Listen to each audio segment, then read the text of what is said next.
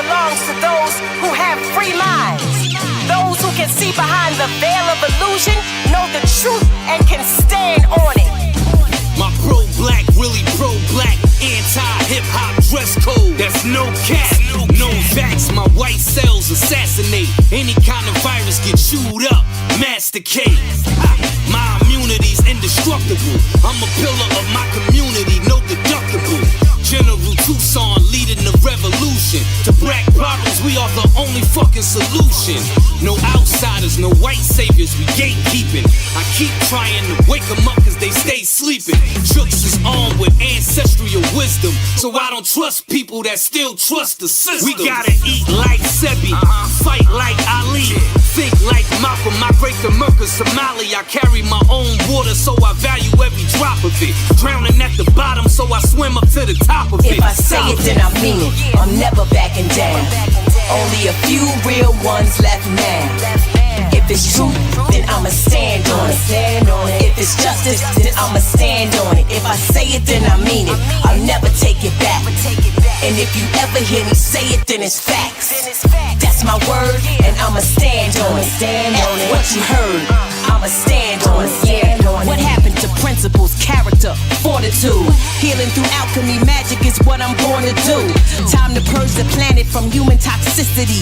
People do any and everything for publicity. It's way out of control, destructive, they weak and careless. We either stand for what is right or else the people perish. Putting these devils in a panic, now we got them frantic. The righteousness of justice is poetic, Pac and Janet.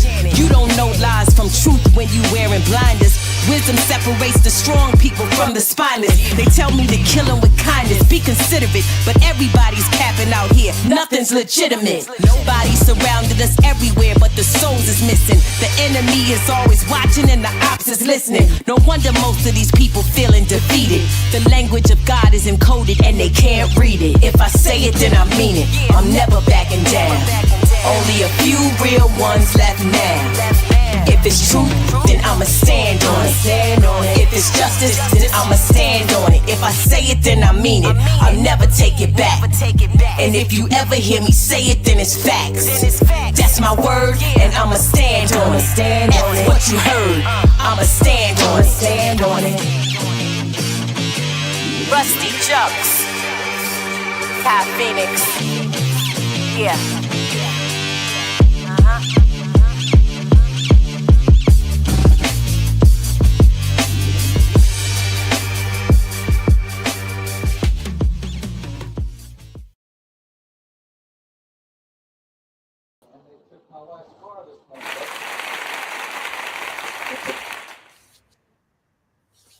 All right. And welcome back to the Ethereal Journey podcast. And we coming to you with another hot edition, family. It's episode 44. And we want to have part 3. We're going to close this one out. All right. On, Culture Vultures, Hollyweird. All right. And, giving a shout out to, our ancestral brothers and, elder statesmen, Mwalimus. And that, of course, is the brothers Nana Kuntu and Steve Coakley. All right, great ancestors. Okay. And, family. We on part 3.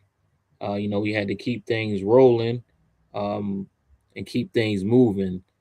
We had to add on, to the build and to make sure we would continue in the legacy, all right, of these great truth excavators, all right, and journalists extraordinaires.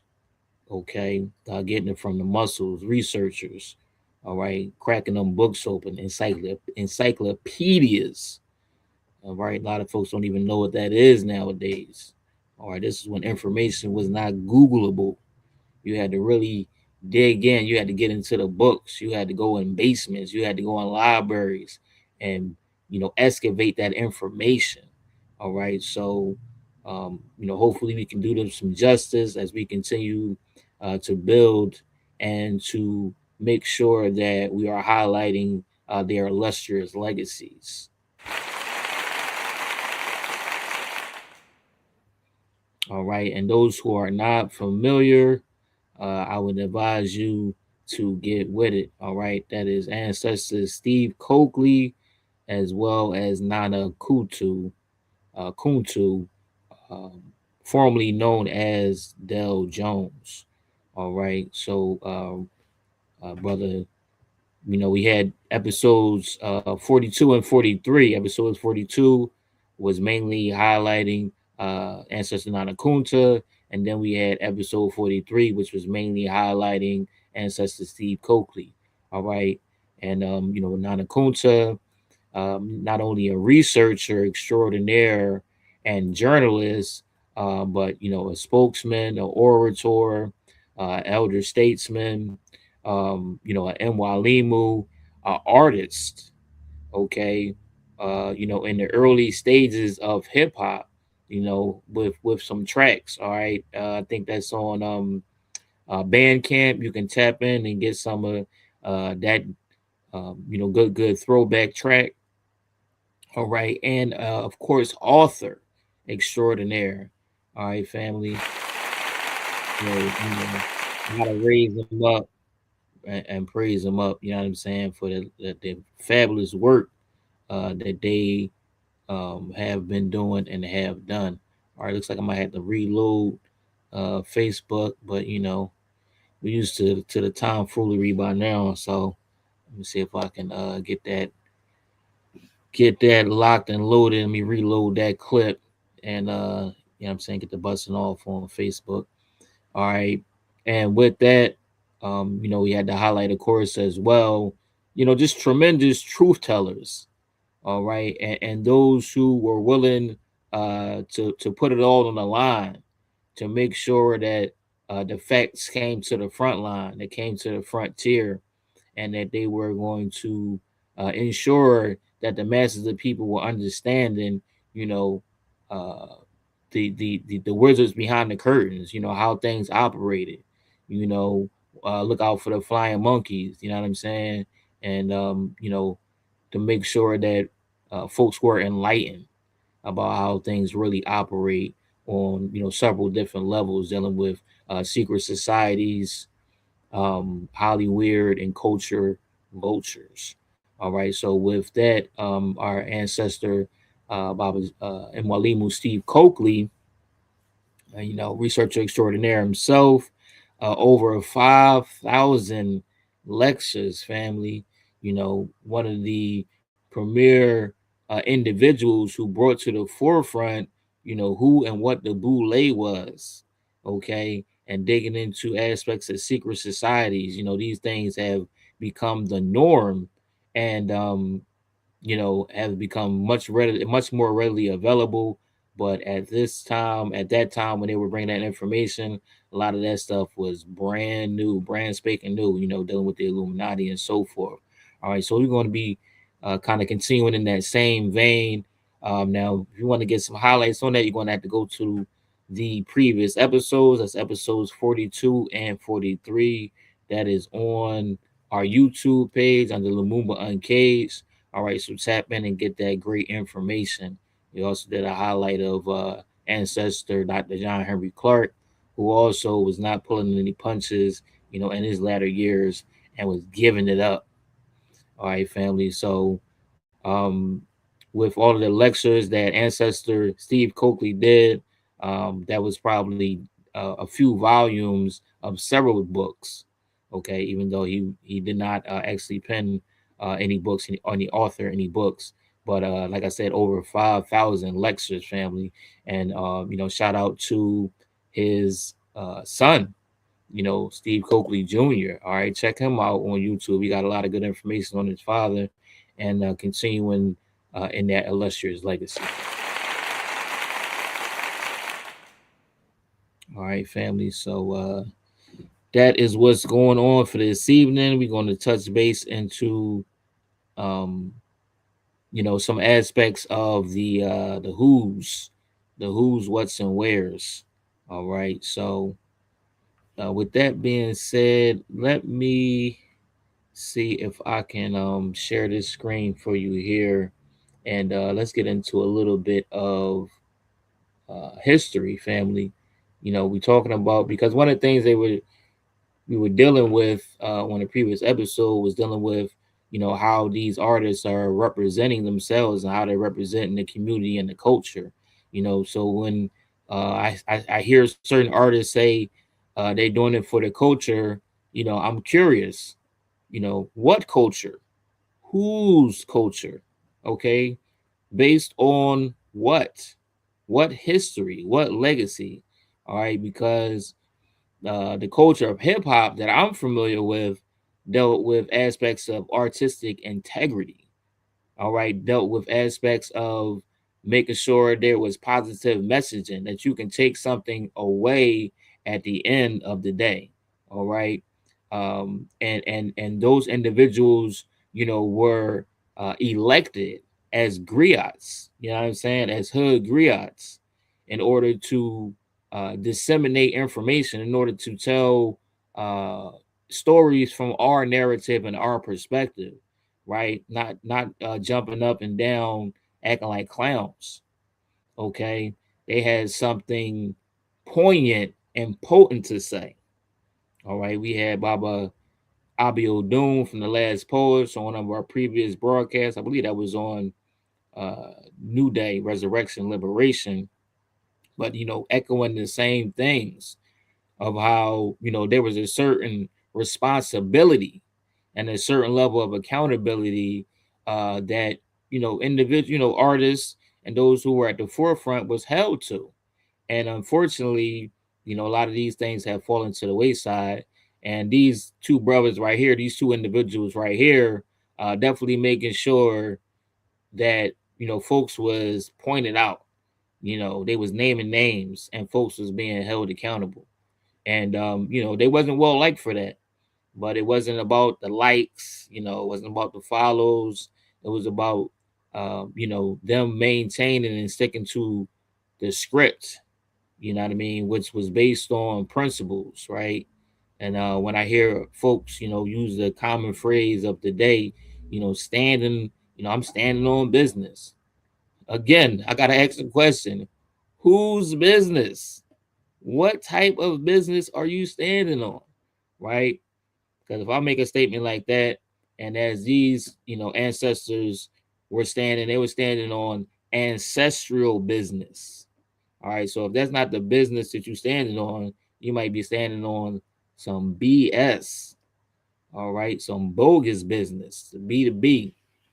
Okay. So that's not, you know, standing on anything is, as ancestor Malcolm taught us, if you don't stand for something, you will most definitely fall for anything.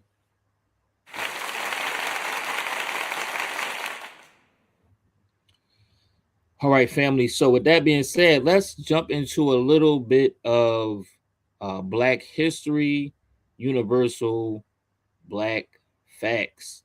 All right. Little, possibly little known. I know it's something I had learned recently. Information in history on a impresario, teacher, and trailblazer. All right. Let me see if I can go ahead and share my screen and jump into this good work. All right. Let me go ahead and share. In the meantime, I'm gonna try to reload on the book, if I may. All right. Let me come to it. Here we go. There it is, right there. Boom. All right. Making sure get the volume right. Okay, that should be a go.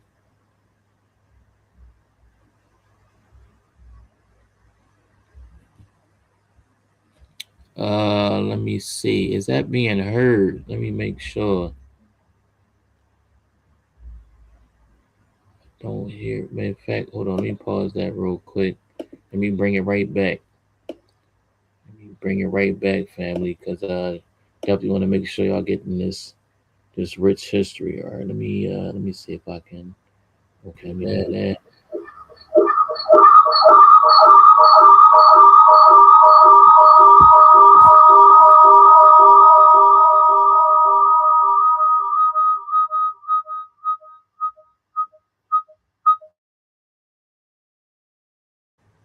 Check, check. All right, my bad, family. All right, so I think we good to go. Let me come back. All right, let me stop that screen share. Let me bring it back. Let me bring it back. Hopefully, I get the audio crispy like I need it to be.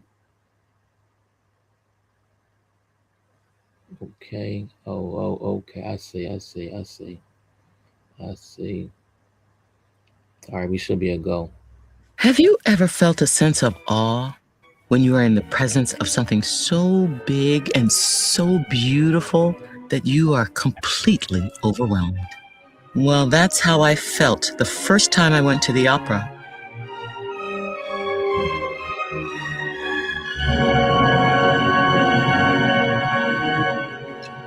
I knew then and there what I wanted to do with my life. My name is Mary Cardwell Dawson. I was born in Madison, North Carolina in 1894. When I was still young, my family moved north to Homestead, Pennsylvania, where there were plenty of jobs and less discrimination against Black folks than in the Jim Crow South. We lived in a poor neighborhood, but it was there that I learned to value all kinds of cultures. Walking home, I'd smell all kinds of food cooking, hear a half dozen different languages being spoken, and the music. I just loved all kinds of music.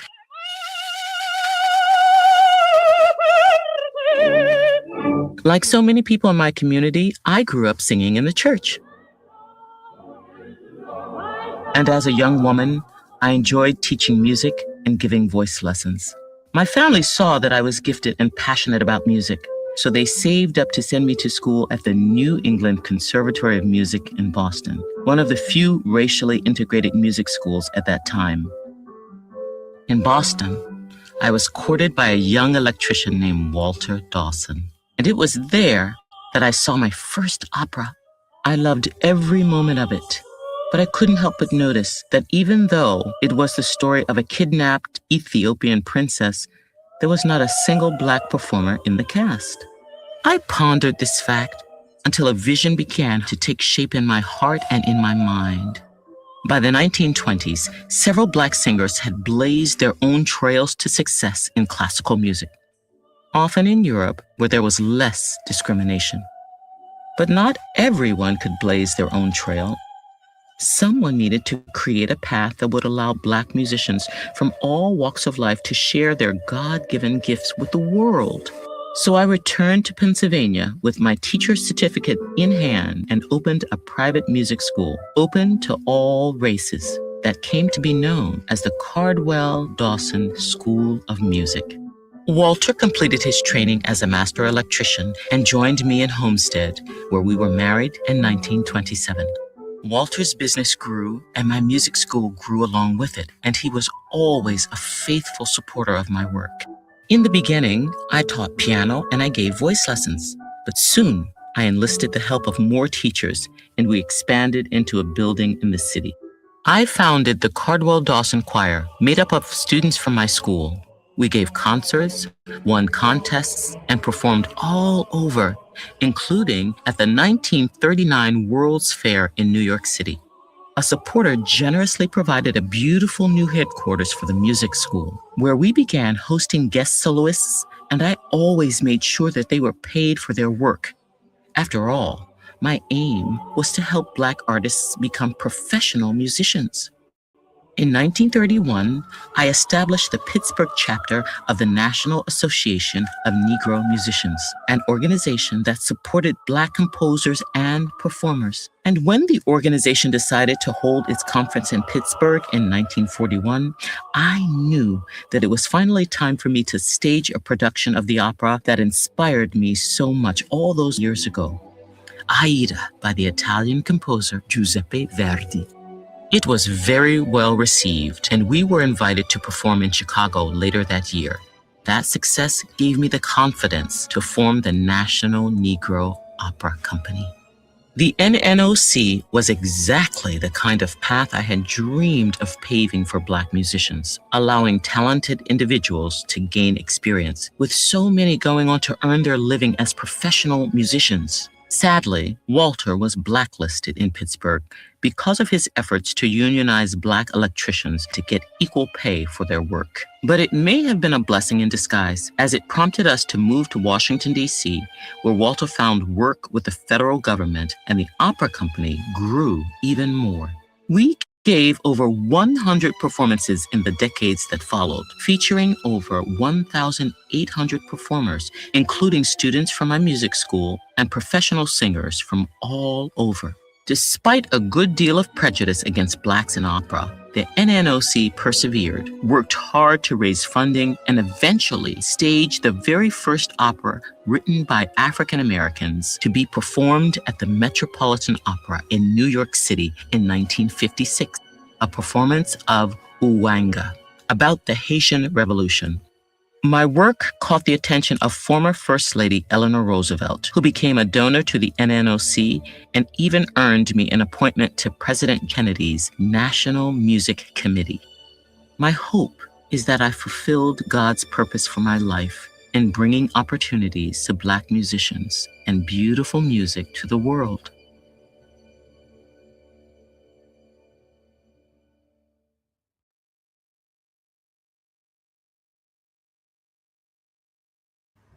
All right, family, let me stop the screen share there. All right, that is our ancestor Mary Cardwell Dawson. Okay, so the further I dig, the more I unturn. You know what I mean, unearth and uncover. Okay, so just a wealth of information, family, and again.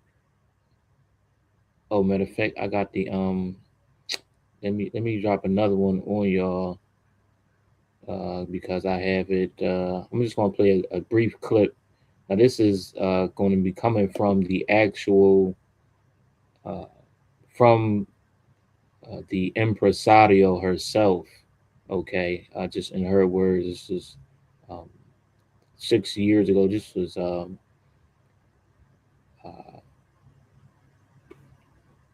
just a few years back, family. All right. So yeah, let me get it from directly from the source, and let me share this really quickly with y'all. I just want to share a piece of this so you can hear it directly from the source, family. All right, let me go ahead and share my screen. Let me share my screen real quick.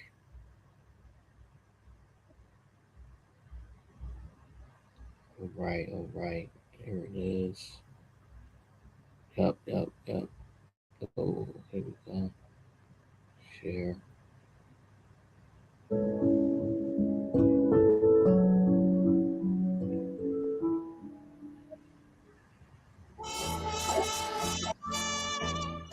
It was really named Mystery Manor. It was a mystery.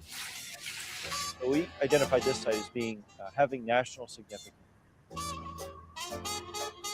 It was used to entertain, and it was used to host people. We used to start naming names, the people who came through this house, who learned music, who stayed here. People like Cab Calloway, Roberto Clemente, Lena Horne, Ahmad Jamal. Sarah Vaughan. She would come into Pittsburgh. She would stay there. If the walls of that house could talk. Oh, they would talk all day long. Oh boy. That would be wonderful, wouldn't it? Now that would be wonderful.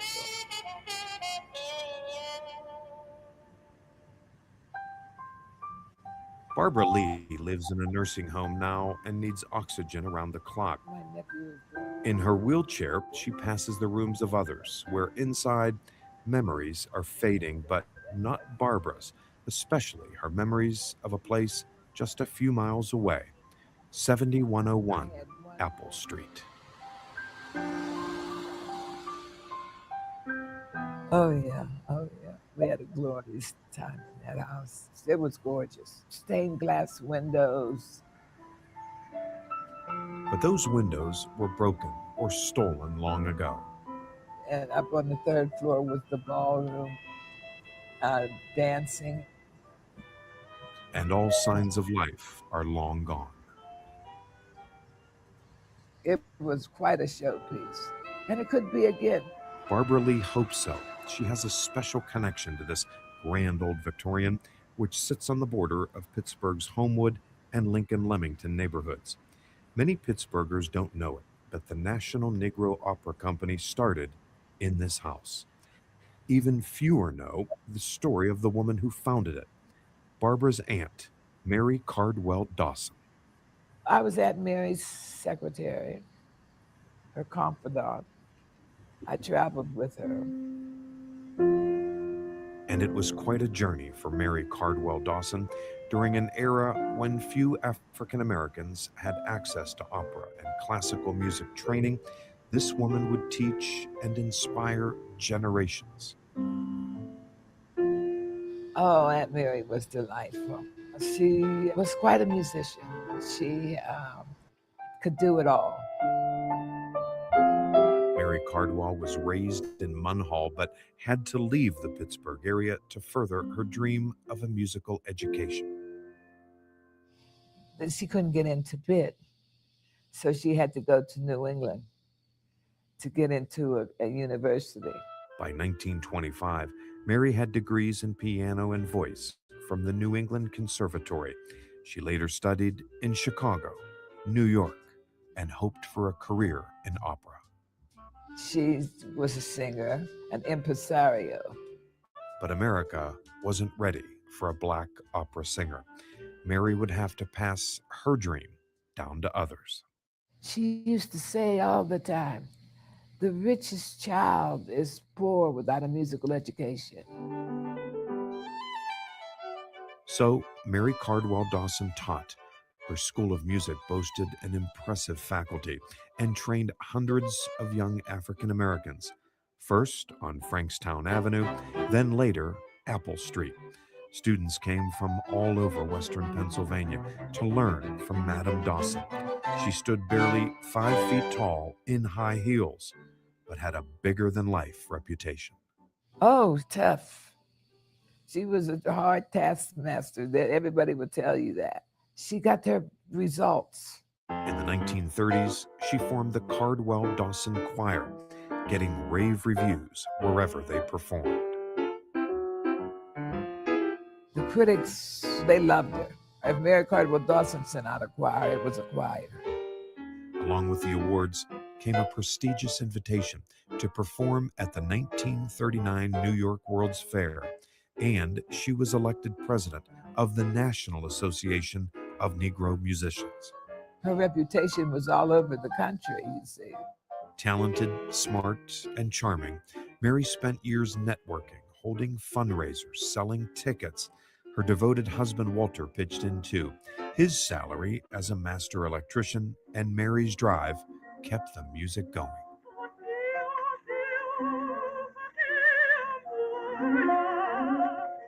In 1941, Madame Mary Cardwell Dawson took that music to a new level. She founded the National Negro Opera Company, opening new doors behind this third-floor window in Pittsburgh.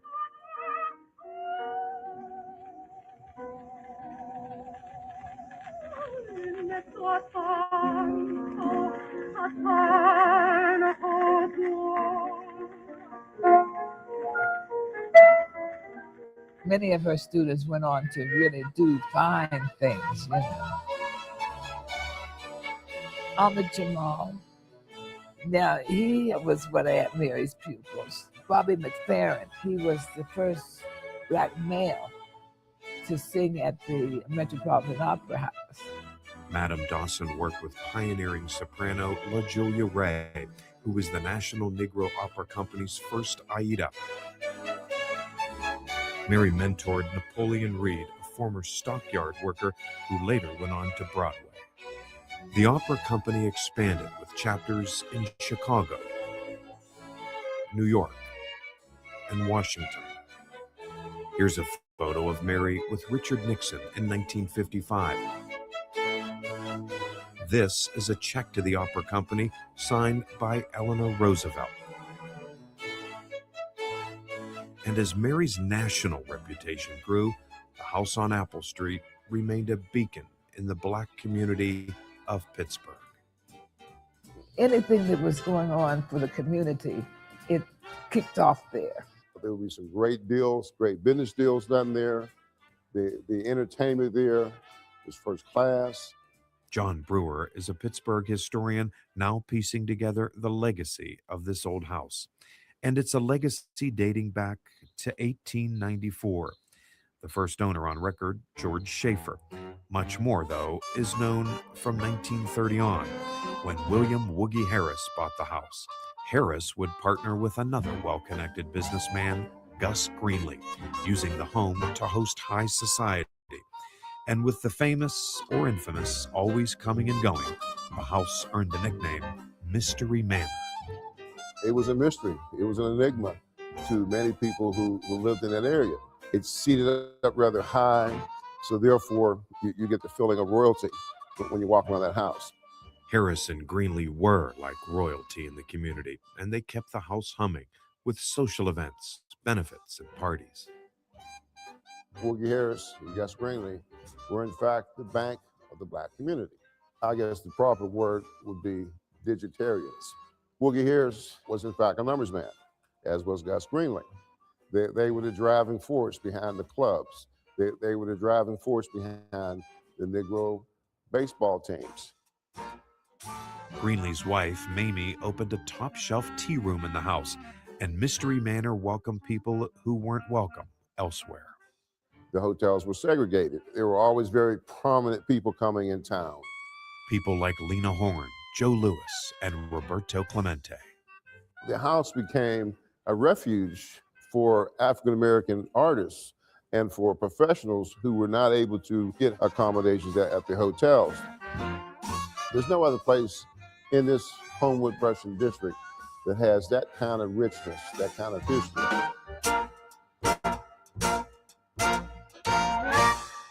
As I was just driving by one day, I saw the plaque, got out of my car, read the plaque, and I was amazed that something like this was in Pittsburgh. But by now, the surrounding neighborhood was not what it once was.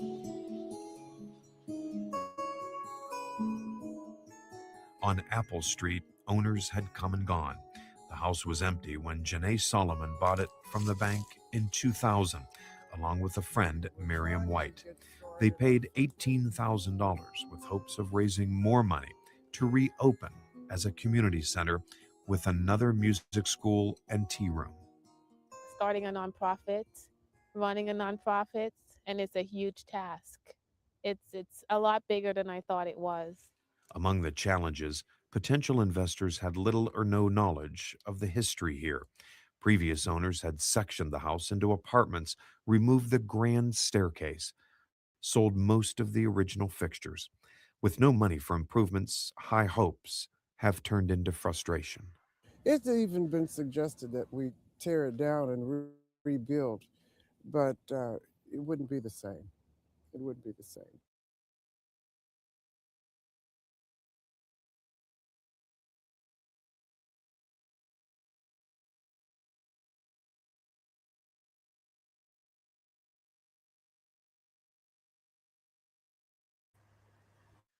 All right. Stopping the screen share there, family. All right. Again, that's just some brief history on the National Negro Opera Company. All right. The originally the Cardwell School of Music. All right. First National Black Opera Company in 1941 by the illustrious ancestor Mary Cardwell Dawson. Okay. And this is in Pittsburgh, family. All right. So shout out to PA, learning some more history as I continue to move forward. All right. But, this is just another prime example of why it is so uh, utterly and of the utmost of importance for us to maintain our own history, to make sure that we are maintaining and upholding our own image and narrative. All right, utilizing the principles of Kujichagulia, self-determination. All right, and not allowing others to define us, not allowing others to name us. All right, so that's of the utmost of importance, family. We need to be able to maintain our own history, to develop our own museums and to make sure that those things are well funded. We have more millionaires than ever before in history, and yet we have history that is slowly slipping away. All right. We've seen that in the recent years with this administration. All right. So it's nobody's fault but our own. Okay. We have to take ownership of that. We have to take onus within that. We have to take responsibility and accountability, because at this stage of the game, we should be governing our own institutions. All right. Let me go ahead and stop that share right there.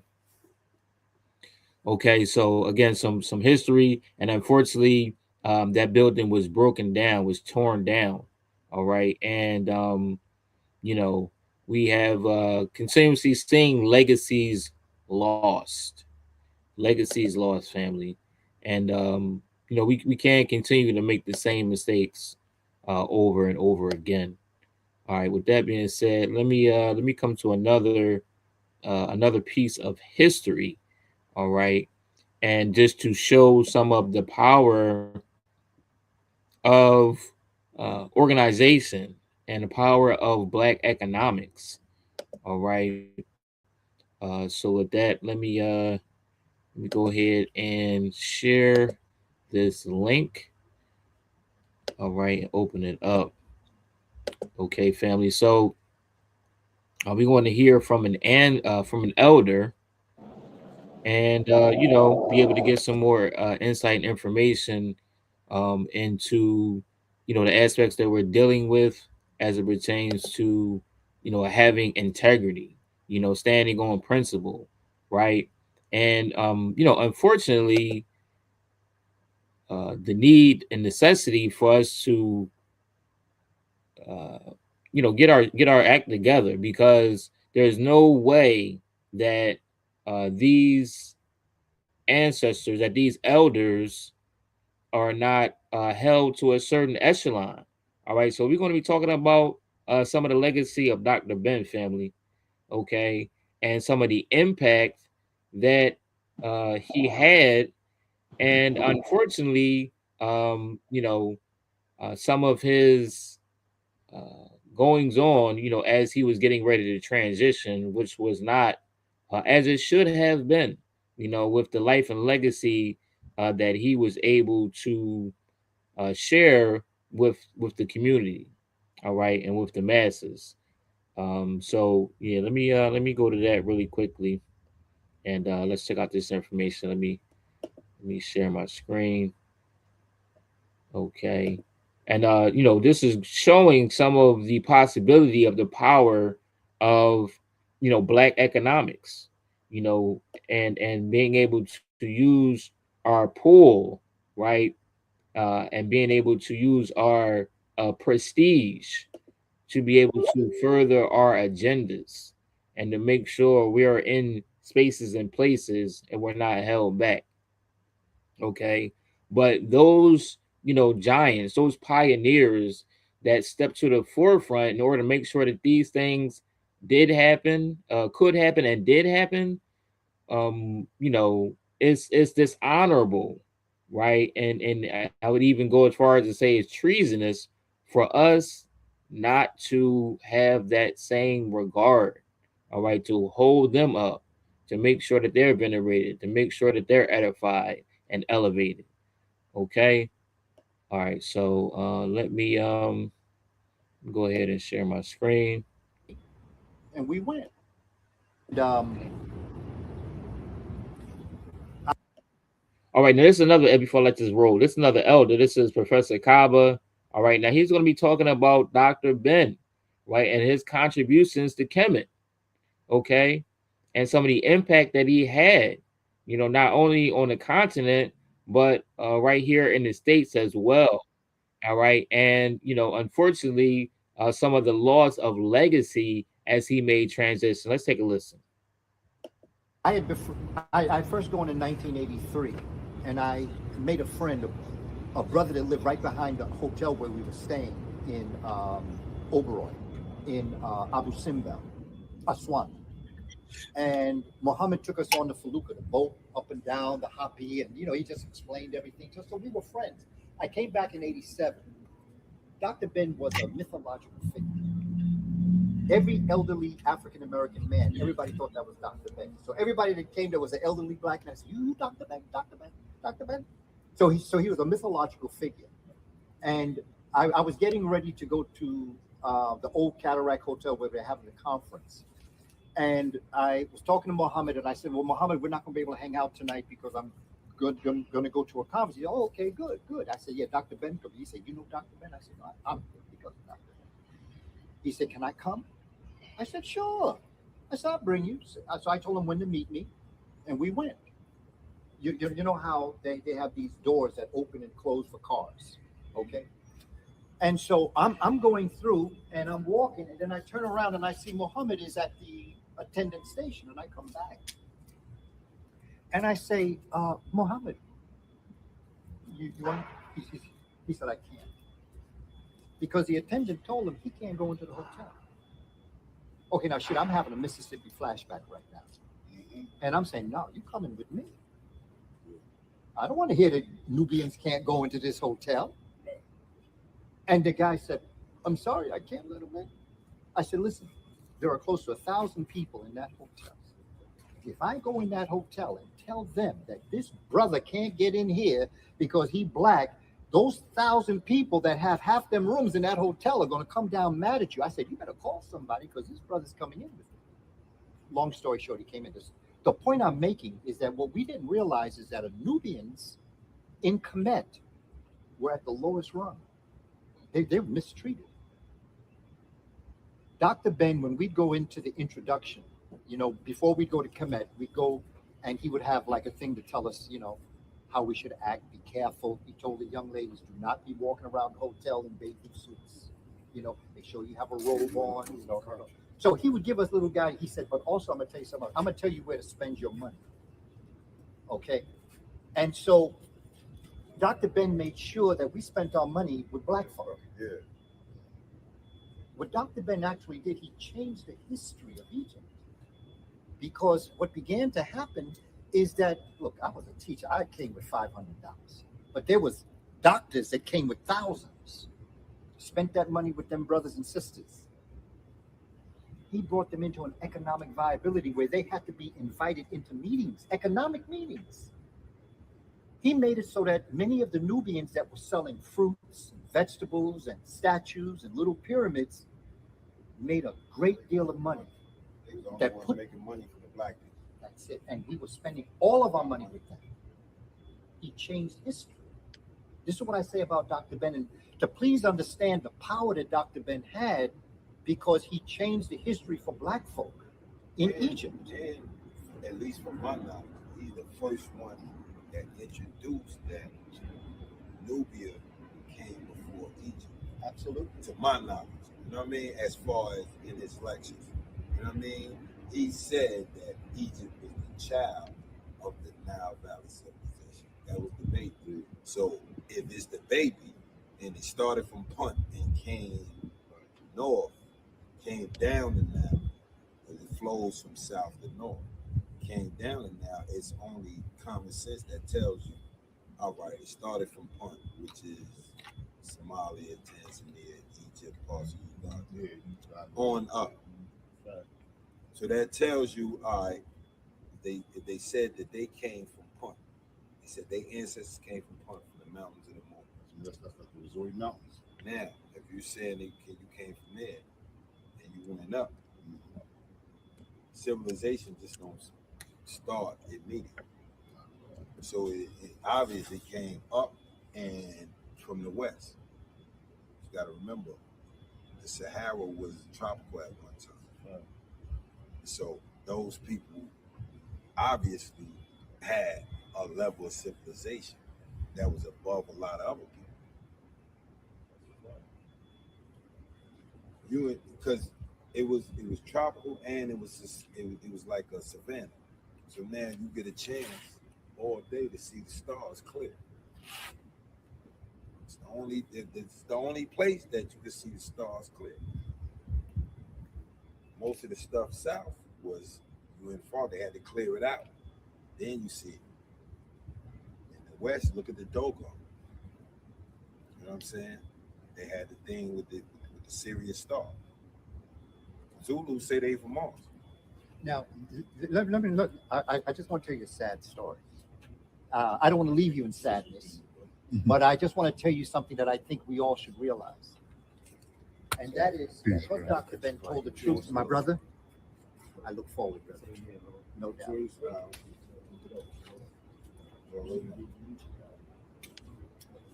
You take care, brother man. No doubt. Okay, now.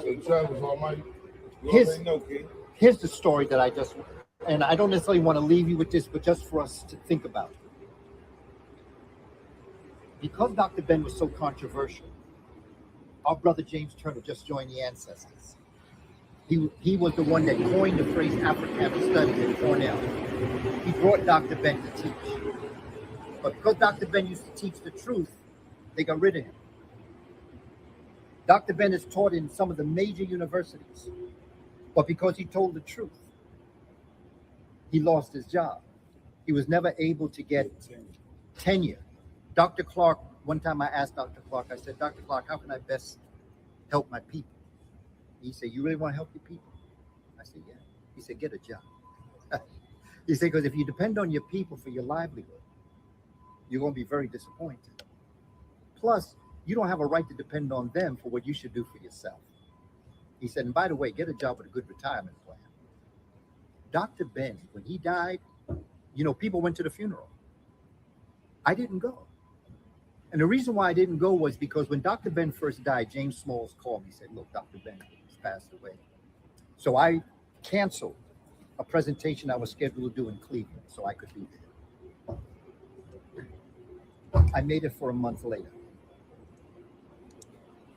I visited Dr. Ben when he was in the senior home because it was right by Co-op City where I was. I used to visit him frequently. People used to steal from Dr. Ben.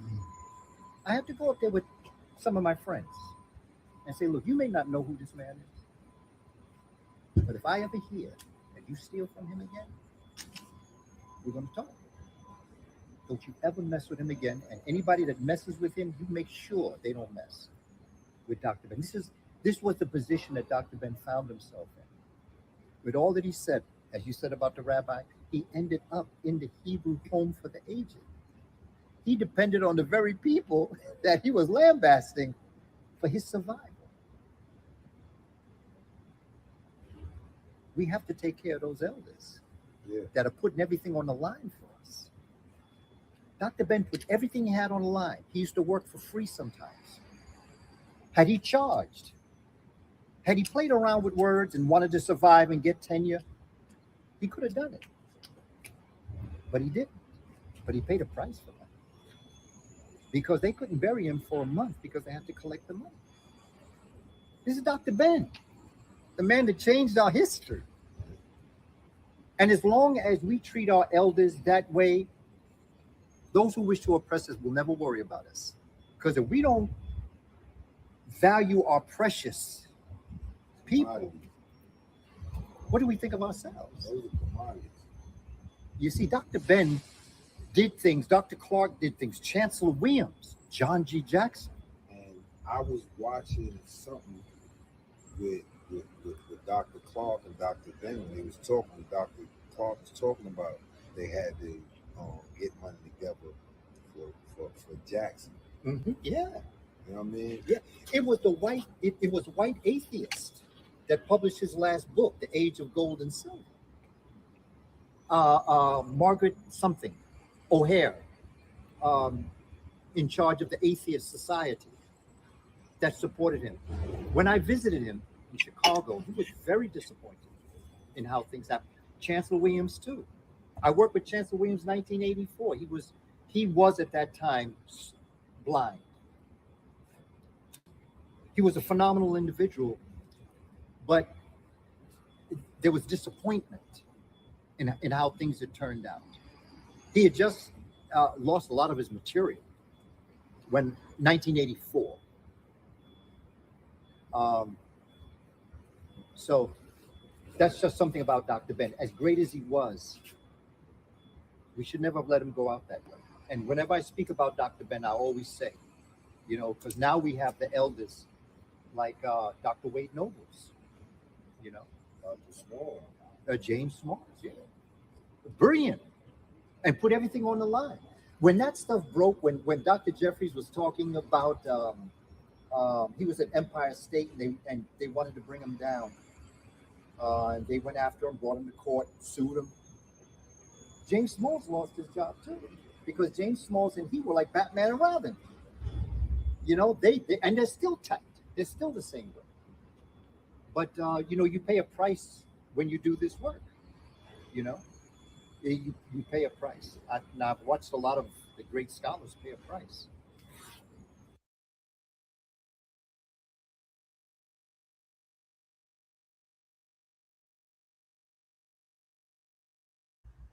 All right. Let me stop the screen share there.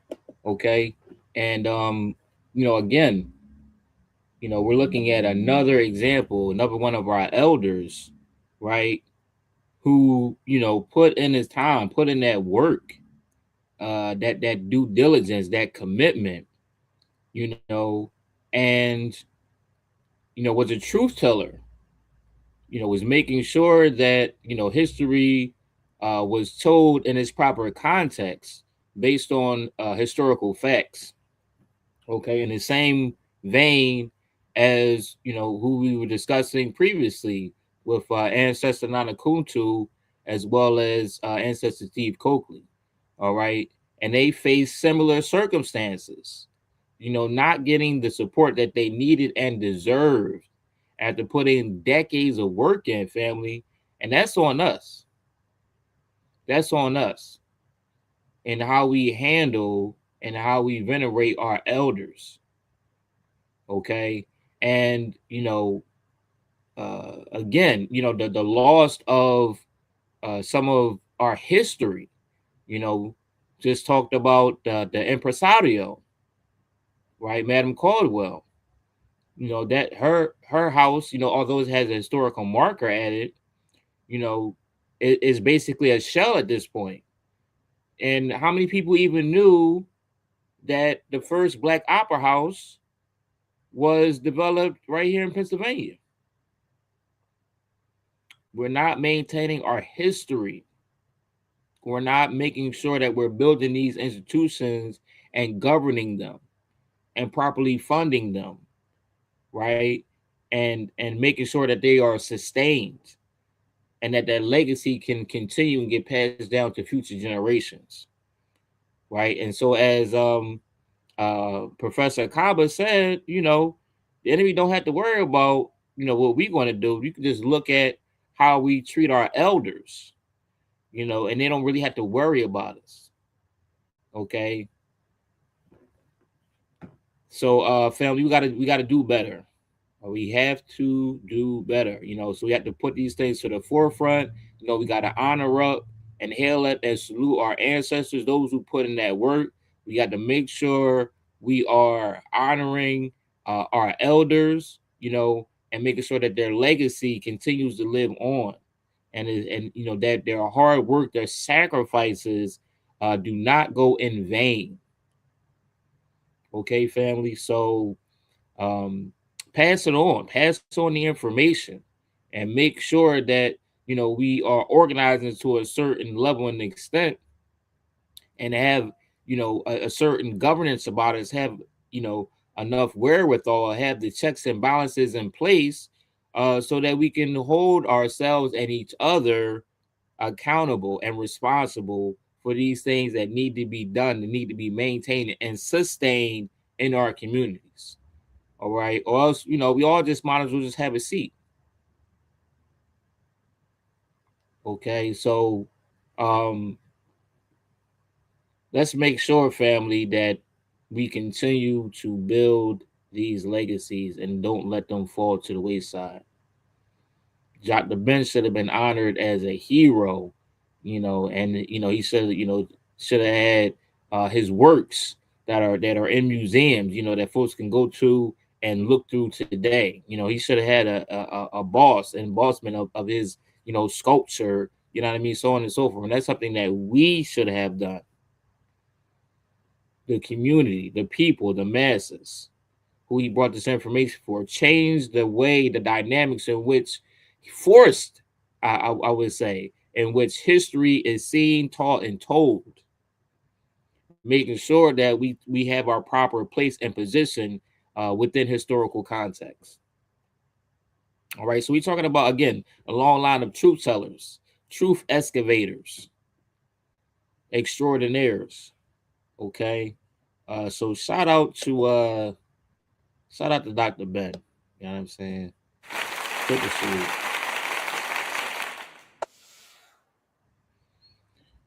All right, family. Let me come to the Ethereal journalist. What say you on this matter?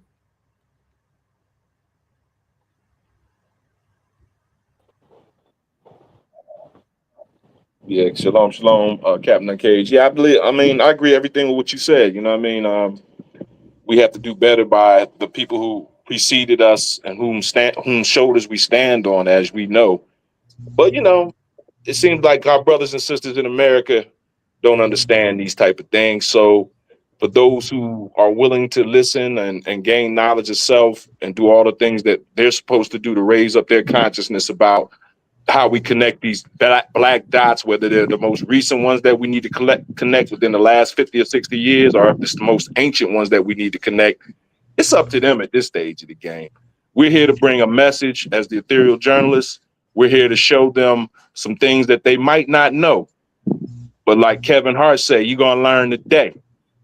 And people hopefully will learn today that, the videos that you just showed actually encompass our mission of trying to educate, elevate, and edutain our people as well. Because I know people like, they like the bread, wine, and circus. They don't want a whole lot of, this, that, or the third, but they like to, be entertained. So, we got to go with that flow for a minute, that frequency. But at the end of the day, our job is to make sure that their frequencies are raised by showing them these type of historical backgrounds or historical information that they can actually take and put it into their internal database and upload it into their internal operation system, their iOS.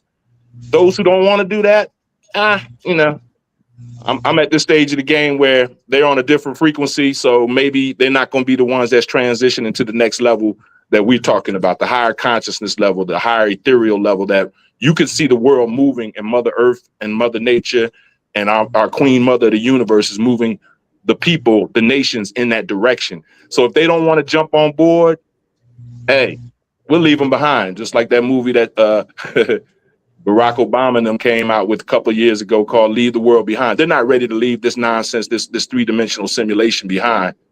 But you got to connect all these dots.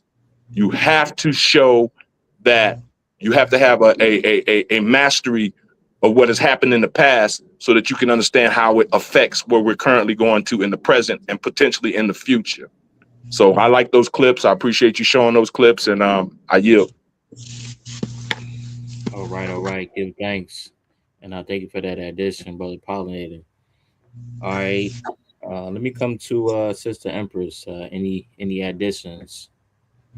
Oh, yeah. Well, greetings all. So I was blessed to literally have Dr. Ben as a teacher when I was at Temple University. He actually taught there for 2 semesters, and then after that they got rid of him. But he literally taught at Temple University for 2 semesters, and I of course had the opportunity to take his course.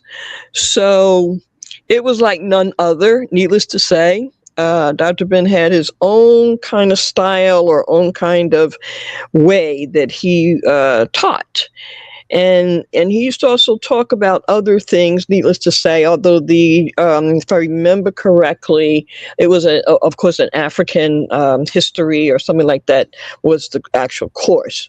But he, of course, taught about many other things. And one thing I remember that he taught us on another tip was why several of his books had large fonts. And so he did that intentionally because he said that a lot of our people are psychologically turned off by small fonts.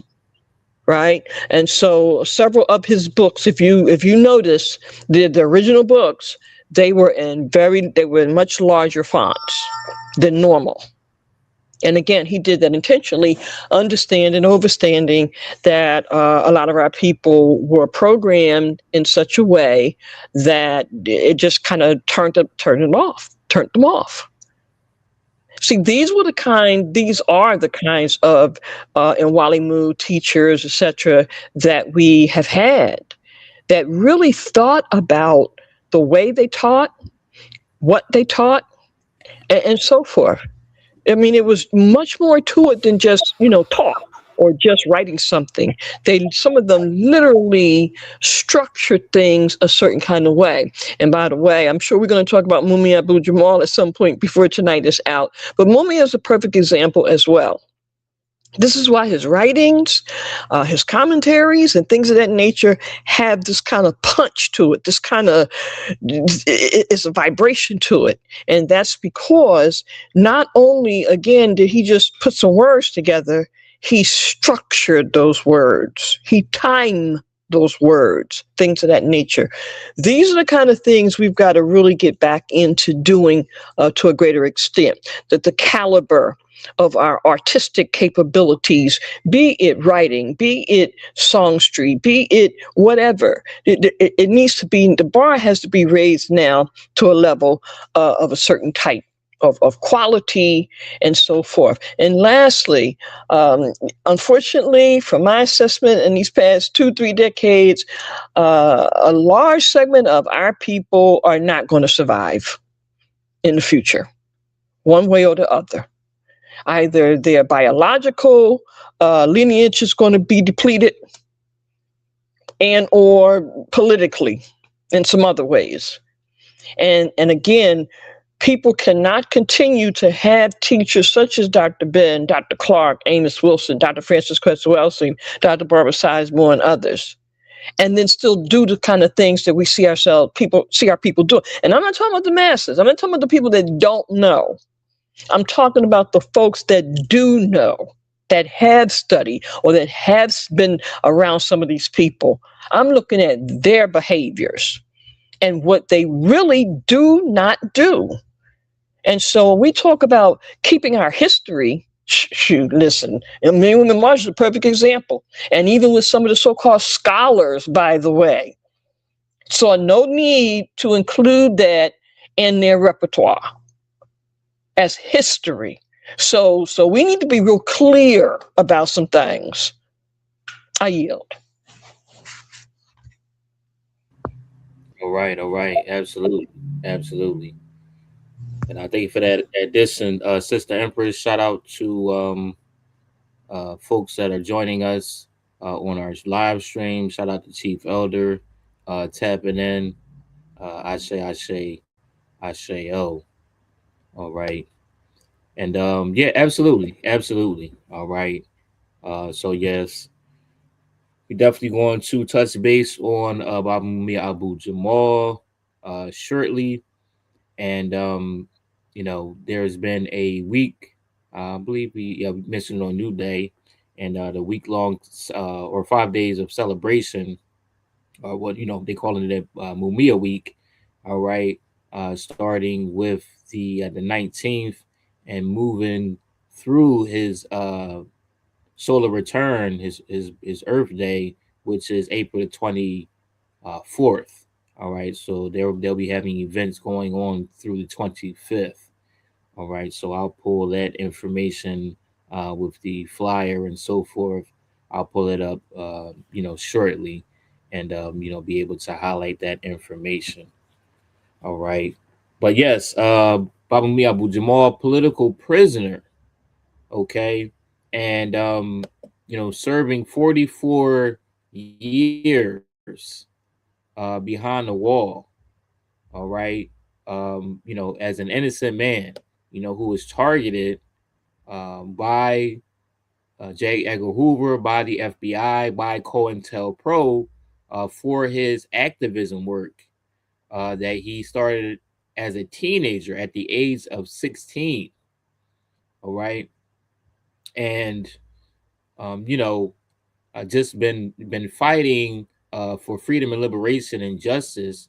And in the same vein, another truth teller, another excavator of truth, an extraordinaire, a journalist, a renowned award-winning journalist, all right, an author as well, an orator, and Mwalimu, okay, maintaining once again on that same vein of not in this sense, not artistic, but journalistic integrity, right, making sure that the truth was revealed, the truth was told about what was going on with the police brutality, right, and the police terrorism that was happening in the city of Philadelphia, where they'll have the upcoming, tragic anniversary next month of the Move bombing, where the city of Philadelphia dropped an incendiary device on a residential home, destroying a square block radius of a black community, and taking the lives of 11 people, including 3 children. Okay, and so these are the types of atrocities that Baba Mumia was not afraid to speak on. Speaking truth to power and making sure that the masses, make sure that the public knew the truth and what was going on. All right. So we want to definitely make sure that we continue to support and fight for the freedom of Mumia Abu Jamal, as well as our other political prisoners. All right. So this is in another respect of, hailing up our elders, and venerating our elders, making sure that they are getting the proper due, the proper support that they have bestowed upon the masses of people. Baba Mumia Abu Jamal, known as the voice of the voiceless. And so we have to continue to be his voice and to make sure that his plight and his fight remains on the forefront. All right, as we continue to fight for his freedom. Okay.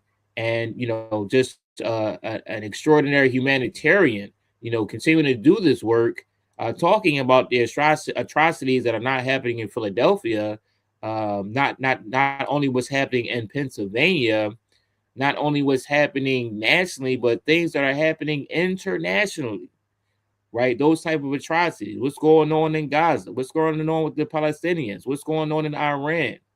Okay. And, keeping a pulse, keeping the finger on the pulse of the people and what's going on geopolitically, and to making sure that he's raising awareness and making sure once again that the truth is being told, the truth is being spoken. All right, unfiltered and unadulterated. Okay, family. So with that being said, you can go to www.freemumia.com. All right, in order to get updates and follow-up information on how you can help with the freeing of this political prisoner and this giant in the realm of journalism. All right, family. And surely I will have, I'll pull a flyer up for you to get the those dates All right. I'll probably do that in the interim. I want to go to, because what one of the things we're talking about is, accountability, right? And responsibility. Okay. So let me go to another clip. I'm just going to segue really quickly. And this brother was asking the question, and I think it definitely needs to be asked, it needs to be answered, and there needs to be continued, once again, accountability and responsibility. Folks need to be held accountable for what they are or are not doing. Okay. And we have to continue to call these things out in the same fashion that our ancestors, Steve Coakley, did. In the same vein that our ancestors, Nana Kuntu, did. Ancestor Dr. Ben, what our elder Mumia Abu Jamal. All right. Sacrificing everything, putting their very lives on the line in order to make sure that the people were well informed. Let's go over here to our brother Julian, Nature Jab, and see, what he has to say currently. Guys, I'm so tired of everybody being sellouts. Like, if I tell you, think of a famous person, I promise you the first person you think of in your mind is 100% bought out. Like, almost everybody is bought out, and it all could be traced back down to this same company or this same group that bought out everybody. And it's just like, do people not build things with mission intention anymore? Like, is the intention for people just to make money? Because I'm like, okay, I get it, but at the end of the day, at some point, that kind of becomes lame because there's already plenty of people with money. And money is not going to change the world. You can change the world. But if your intention was, I just am going to build this to get bought out, I just think that, we've seen that 100 times. Okay, you get $100 million, whatever, you live this life, who cares? You know what I'm saying? That's old now. We're trying to actually get things done that actually make an impact. But last time I checked, everybody's a sellout. And it's just crazy to me because I'm just, it's insane that the compass in which people are willing to just give up everything, and it really does start from intention from the beginning. Like, somebody that sold out what they built, they knew from the beginning, I have a price. And this is my ceiling, but this is my price. These are my conditions. And it's never been a thing for me. I've never, and, you best believe, since day one, since I've been on the internet, people have been trying to buy me out. But that has never been the goal, because the goal was always, I have a mission I want to get done. I want to see it done the right way. And you have all these millions of dollars that you want to offer me, but I'm like, you're telling me you care about the environment, but let's be real. If you really cared about the environment, and you are willing to give me millions, how much money do you have, for one? And why aren't you already doing something with that money? If you really care, and if you really cared, why do you need half of my company? You know what I mean? It's just crazy. It's fake. It's all about control. And I'm just telling you guys, it's sad how common it is, because there was a time when I really believed that a lot of these people that have the facades of, oh, I care about the environment, I care about people, I care about this. When I actually got to the point where I'm actually able to meet or interact with these people, I've realized, no, you don't care. This was all a front for you to have a certain public image, but really you're bought out. You're owned by the same people that allow the world to be run like it is now. You're bought out by the same people that allowed the plastic problem to get this bad. You're bought out by the same people who will make us go to war for oil when we have 47 million pounds of plastic being generated every hour in New York City, which ends up being enough fuel every day to power 20,000 vehicles. Just saying. Guys, I'm so... All right. Let me stop the screen share there, family. Let me stop the screen share there. Okay. So once again, we in that same vein of accountability, responsibility, of being purpose-driven. All right. And not easily bought and sold. Some things having a greater value than a green, rectangle with deceased Europeans on it. Okay. And you know, if there's nothing greater, then we are in serious trouble, family. We are in serious trouble. Right? Whatever happened to principle? Whatever happened to integrity? All right. Is there anything that is greater? You know, and we can see the reality too, you know, that the value continues to diminish. Okay. Um, and it only has intrinsic value from what the people, you know, say it has in the first place. All right, it's really a means of exchange of energy. That's what's really being exchanged. All right, so if people is not hip to that, you know, folks are in a sad state. Folks are in a sad state. All right, so you know, and in this era, you know, more and more so you see that everything is for sale, including people's souls. All right. So that's a choice that every individual has to make for themselves.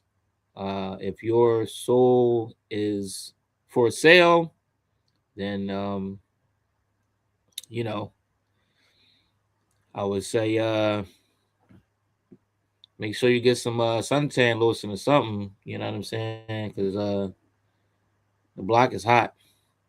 All right, family. Let me come to the theory of journalists for additions on that. I'm gonna play a couple clips to give you a little bit further insight into the brother that we're talking about, that was just talking, just to give a little further context. All right, but let me come to the journalists real quick and see any additions to what we just heard. I mean, for me, Brother Lumumba, it's really a situation of we've heard these things before. We will continue to hear them.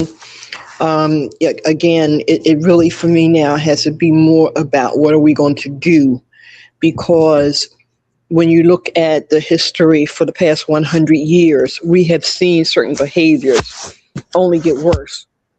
And so the sellout and other kinds of mentalities and practices has increased, and it's going to increase. So we should know by now, again, just look at the frame time from the Honorable Marcus Garvey up to present day. Very soon we'll be commemorating our shining black prince, Hajj Malik al-Shabazz. So, we already know, at least some of us know, what is happening and have a pretty good idea of what is going to be happening in the near future. Again, my position is, what are we going to do? All right, indeed. Thank you for that. This is the Empress. All right. Any other additions from the journalists? Okay. I'll run that clip so we can see how we can tie whatever it is that you're saying concerning the additional things, so that we can see where that's going. Okay. Got you. All right. So this is one of the things that the brother, based on his analysis, just dropping a little bit of game, a little bit of jewels on how someone may be able to proceed inside some of these industries. All right. And the types of games that are played, and how you can possibly be able to maneuver better, what you can do, as Sister Empress was alluding to, right? And not necessarily playing the game in which is kind of laid out. All right, so let me cut to another clip on the brother, and let's let it rock. Very intentionally do not have my technology patented. Why? Because the patent industry is actually very corrupt. I learned this because I at one point was patent pending, and then one day I went to a Rotary Club meeting and I spoke with I have like 70 patents.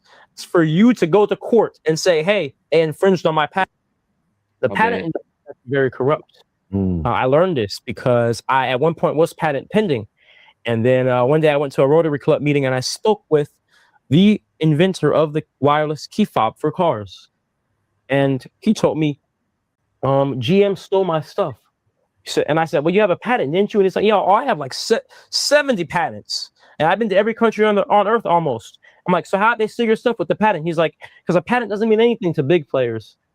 All a patent is a means for you to go to court and say, hey, they infringed on my patent. But when you're in court, that's a whole different story. Now you're in court, and now you have to prove to the judge that they've infringed on your patent. Now you need to fight their lawyers. Okay, you're an inventor, you came up with something, and you're fighting this big industry that has billions of dollars, and they can just go to court over and over and over again and take you and fight you and fight you and fight you until you have no money left. So even though you know they stole your thing, you can't prove it anymore because all they have to do is keep rebutting it in court over and over again. They have the funds to do that. You don't, because you're not GM. You're not whoever, you know? And so he told me, he's like, the truth is, if you want something to be yours, because when you patent something, it becomes public knowledge. It gets published on the patent directory. I know that because I literally looked up patents for pyrolysis reactors to get inspiration to build mine. So that means anybody on earth can look up your patent and see how it was built, how it was made, and then make a copy, make a few changes, and then say it was theirs. And then you can go and fight them, but that takes time, that takes money. And then at some point, you can't do it anymore. You're trying to invent. You're not trying to be you know what I'm saying? Like, you're an inventor, not a lawyer. Not trying to fight people in court for the rest of your life. So he told me that, and he's like, the key is really trade secrets. Think about it. He's like, Coca-Cola did not patent the Coca-Cola formula.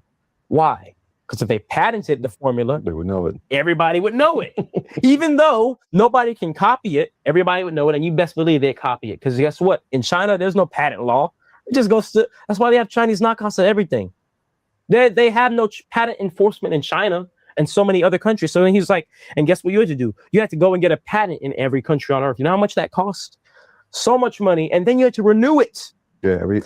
And so you paid all this money that could have gone into your actual invention to get the patent, which means nothing because they'll just go and take it and copy it. Then you have to spend money fighting them in court. And then I heard the story from inventor after inventor after inventor, and they always said to me, trade secrets are the key. What's trade secrets? You just don't tell anybody. Trade secrets are things that you have that nobody knows. And I have a few trade secrets on my machine that nobody knows.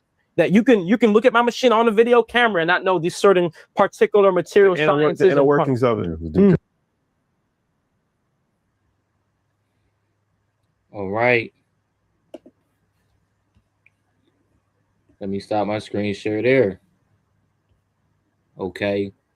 So the brother's giving up a little bit of game. All right. And how one might be able to maneuver in the industry that he's in as far as inventions are concerned. All right. And innovative brother was able to develop a machinery that was able to transmute trash, plastic, okay, into fuel. All right, so creating renewable energy from plastic waste. Now, this is one of the most toxic or abundant toxic waste product on the planet. All right, as he was describing just a little bit earlier. Okay, and so highlighting that I think it's like 0.5% of the majorities of people's brains is actually plastic. Okay, and the microplastic is so bad on a universal level, on a worldwide level, that it inspired this brother to create a mechanism to be able to actually convert plastic waste into new renewable energy.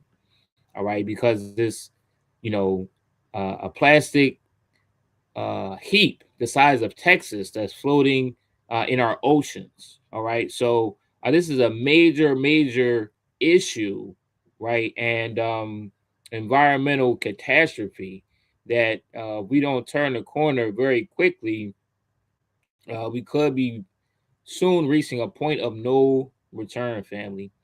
But with that, the brother was getting into some of the inner workings of how patents work, okay, and as far as inventing and how you can be able to secure the things that you are developing, all right, with the aspect of trade secrets, right, and some of the game that goes into patents, and why it's important to have some sense of integrity, have some sense of principle, as it pertains to certain missions that one might have in life, certain callings, okay, that is bigger than the buck. And this is a prime example, okay. So let me see. I want to just give a quick just so you can get a little bit of insight into the brother, kind of his background. All right, let me just play a quick couple minutes intro into his background so you can get a little bit more perspective on who this brother is and what he has developed. All right, I'm gonna come back to the journalists and get their feedback on this and see if we can get if there's any feedback from the listening audience. All right, let me go ahead and share the screen. The plastic issue here is pandemic, so we thank you. That's why I said we got to make sure you say that all times. My diesel makes more power than diesel from the pump, makes less smoke, it burns cleaner. Coca-Cola did not patent the Coca-Cola formula. Why? Because if they patented the formula, everybody would know it. The key is being first to market. You writing a book telling people how to do what you did, yeah, but you're not going to put everything in it. You got the trade secrets. When I write that book, I'm going to tell people how to build a machine, and that means everything. All right, guys, welcome back. EYL. This is the futuristic version. For sure. we're in 2030. Very fitting. For sure. So we got a very, very, very, very special guest, the good brother Julian Alexander Brown. We actually met at InvestFest last year. It was a surprise. I didn't know he was going to be there. We were signing books in the marketplace and turned around. That's one of the beauty of InvestFest. You never know who's going to be there. Turned around and he was there and we just chopped it up. And then I believe he came to the VIP night after that. It was around for the weekend. So if you're not familiar with Julian, he's the gentleman. He's been going viral on social media for turning plastic to pretty much gasoline that can be used for cars for cars to run on. Mm-hmm. Which we talk about, especially now. It's timely with everything that's been going on in the Middle East, Iran, the price of oil, the price of gas, and it's always been an issue, but it's becoming even more of an issue. People not being able to, travel because the price of gas is so high and so much discomfort that comes from that, and from an environmental standpoint as well. Environmental impact that so many gas emissions have on the environment. Obviously, that's been talked about for a long period of time. So we talk about STEM a lot in our community. Science, technology, engineering, mathematics, and this really encompasses all of that. So, talking to an entrepreneur, but an inventor, somebody that's a pioneer in the space, somebody that's a scientific genius. So we got a lot to talk about. So first and foremost, thank you for joining us, brother. Appreciate it. Absolutely. Thank you guys for having me. Yeah, the first time we met, I said, I turned. All right, family, let me stop the screen share there. Just give a quick little background, insight information, and who the brother is, okay? And, the innovation and invention that he has developed. All right, family. All right, so let me turn the mic over to the Ethereal journalist. What do you think about, what you have just heard? As far as keeping some things to the chest, one of the ways to be able to maneuver within some of these spaces, and keeping on point with being mission driven, right, and not being, you know, not everybody being everything being for sale. What are some other mechanisms that we can, or lessons we can take from this in order to apply it to what's happening currently, to be able to better inform the masses and to make sure that we are continuing, you know, in a manner and with mechanisms that is going to be more advantageous to us. So I think there is, again, a history of innovation, invention, and things of that nature. Because, again, if we look at our ancestors, many of our ancestors, we will definitely see examples of certain types of very creative kinds of things. In different arenas. So not just in the context of inventing things in terms of items, be it, you know, making shoes or the traffic light or what have you, but also innovation and other kinds of developments, even as it pertains to our movements. From a social justice standpoint or a socio-political standpoint, we've seen brilliant minds develop different kinds of strategies to enable us to be able to fight back. And again, you know, Malcolm X, John Marcus Garvey, Madam C.J. Walker. So again, this is a wide range of things. And again, from a historical perspective, we know that the enemy has always stolen our stuff.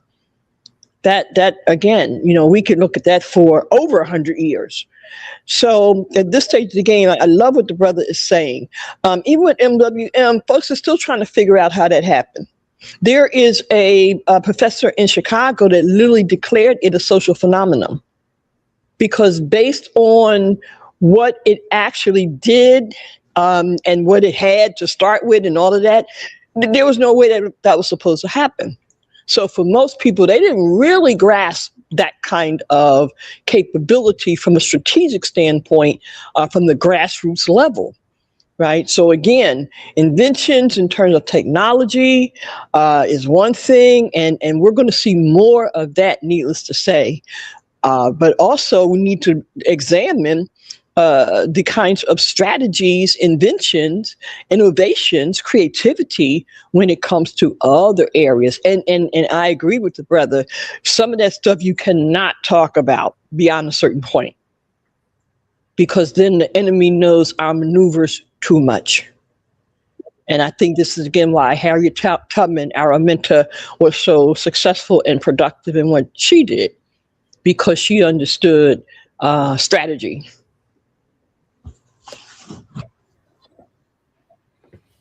Indeed. Thank you for that addition. Let me come over to brother Pollinator. Any additions to this?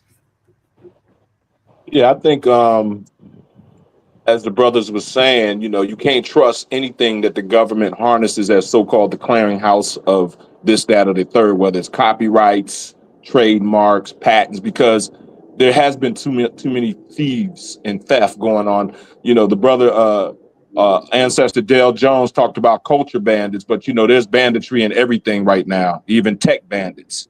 You know, hackers coming in, taking your technology from all over the world, whether it's in different countries such as China and Iran, Iraq, Europe. Everybody's stealing everybody's ideas, concepts, and insights because they don't have no creativity. You know, let's be real. Like Sister Chi said, we are the ones that have been creating more things that have been stolen from us, and we still do not get the credit or the financial windfall from these creations that we put forth throughout the last century or so, or even more. So I don't trust none of that. I don't trust anything that claims to be a clearinghouse, because like the brother said, they can have access to it. You know what I mean? And then they can get it. And then before you know it, like you said, you're trying to dispute it in court. And, you know, they done made a couple of revisions here, a couple of little adjustments here. And it's the same idea. And it happens even in music, the music business, people stealing people's content and information, and then regurgitating it, repackaging it, and putting it out there as if it is theirs. Oh, I'm very aware of that. That's why when I do things, I'll be silent for a period of time. And then once everything is in line, I hit it and I put it out there, because that's how you have to move now. Because there's so many people copying people. There's so many people, on this, ooh, I'm gonna take that idea, I'm gonna spin it this way and then make it look like it was mine. Because they're not creatives. They're not content creators, nor are they creative in anything. They're looking for somebody to steal their insights, ideas, and concepts. They're ICs. I call it IC insights, concepts, and ideas. They're ICs because these people are not creative out here. And I hate to say it, but we are the most creative in the universe. Melanated, carbonated people that come from those realms of creativity, because we come from the creators.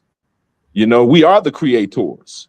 It's in our bloodline. It's in our lineages. It ain't got nothing to do with religion. This is all about Genesis, genetics, and genealogies, where we come from, the bloodlines and lineages of the great ancient ones, as well as the primordials that walked this earth, who were the master manifestors of creation.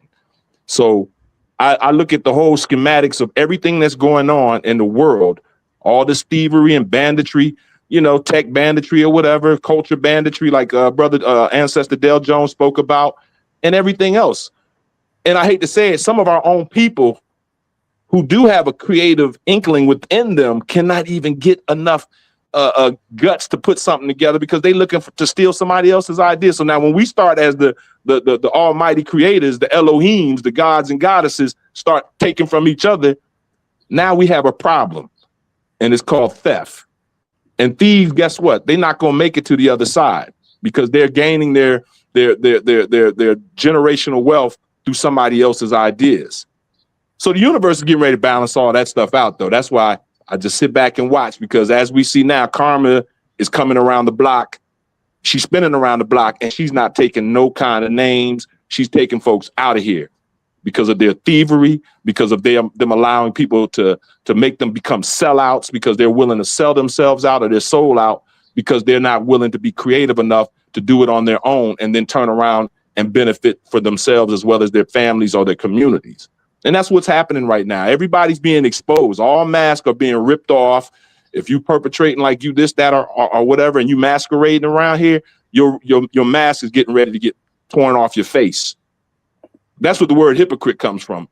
The one who wears two masks, meaning when Yahusha, whom they called Jesus and called him Caesar Borgia, the white dude, when Yahusha went after the Pharisees and the Sadducees and the scribes back in the day, he called them hypocrites. You know why he called them hypocrites? Because he said they were wearing two masks, and that term back then was the same equivalent as calling somebody an MFer today. That was a curse word back then, or a cuss word, to call a religious leader a hypocrite. Oh, I'm a hypocrite, and you calling me a leader, and I'm the leader of the mosque or the synagogue? So these things are coming back because they're 100 times worse than it was when Yahusha walked the earth. And he just exposed the darkness of people because their mask had to be torn off and the veil had to be lifted, and people needed to start seeing things for what they truly are. We're back to those times, but it's 100 times, maybe even 1,000 times worse than it was when that ascended master walked the face of this planet. So with that being said, I yield.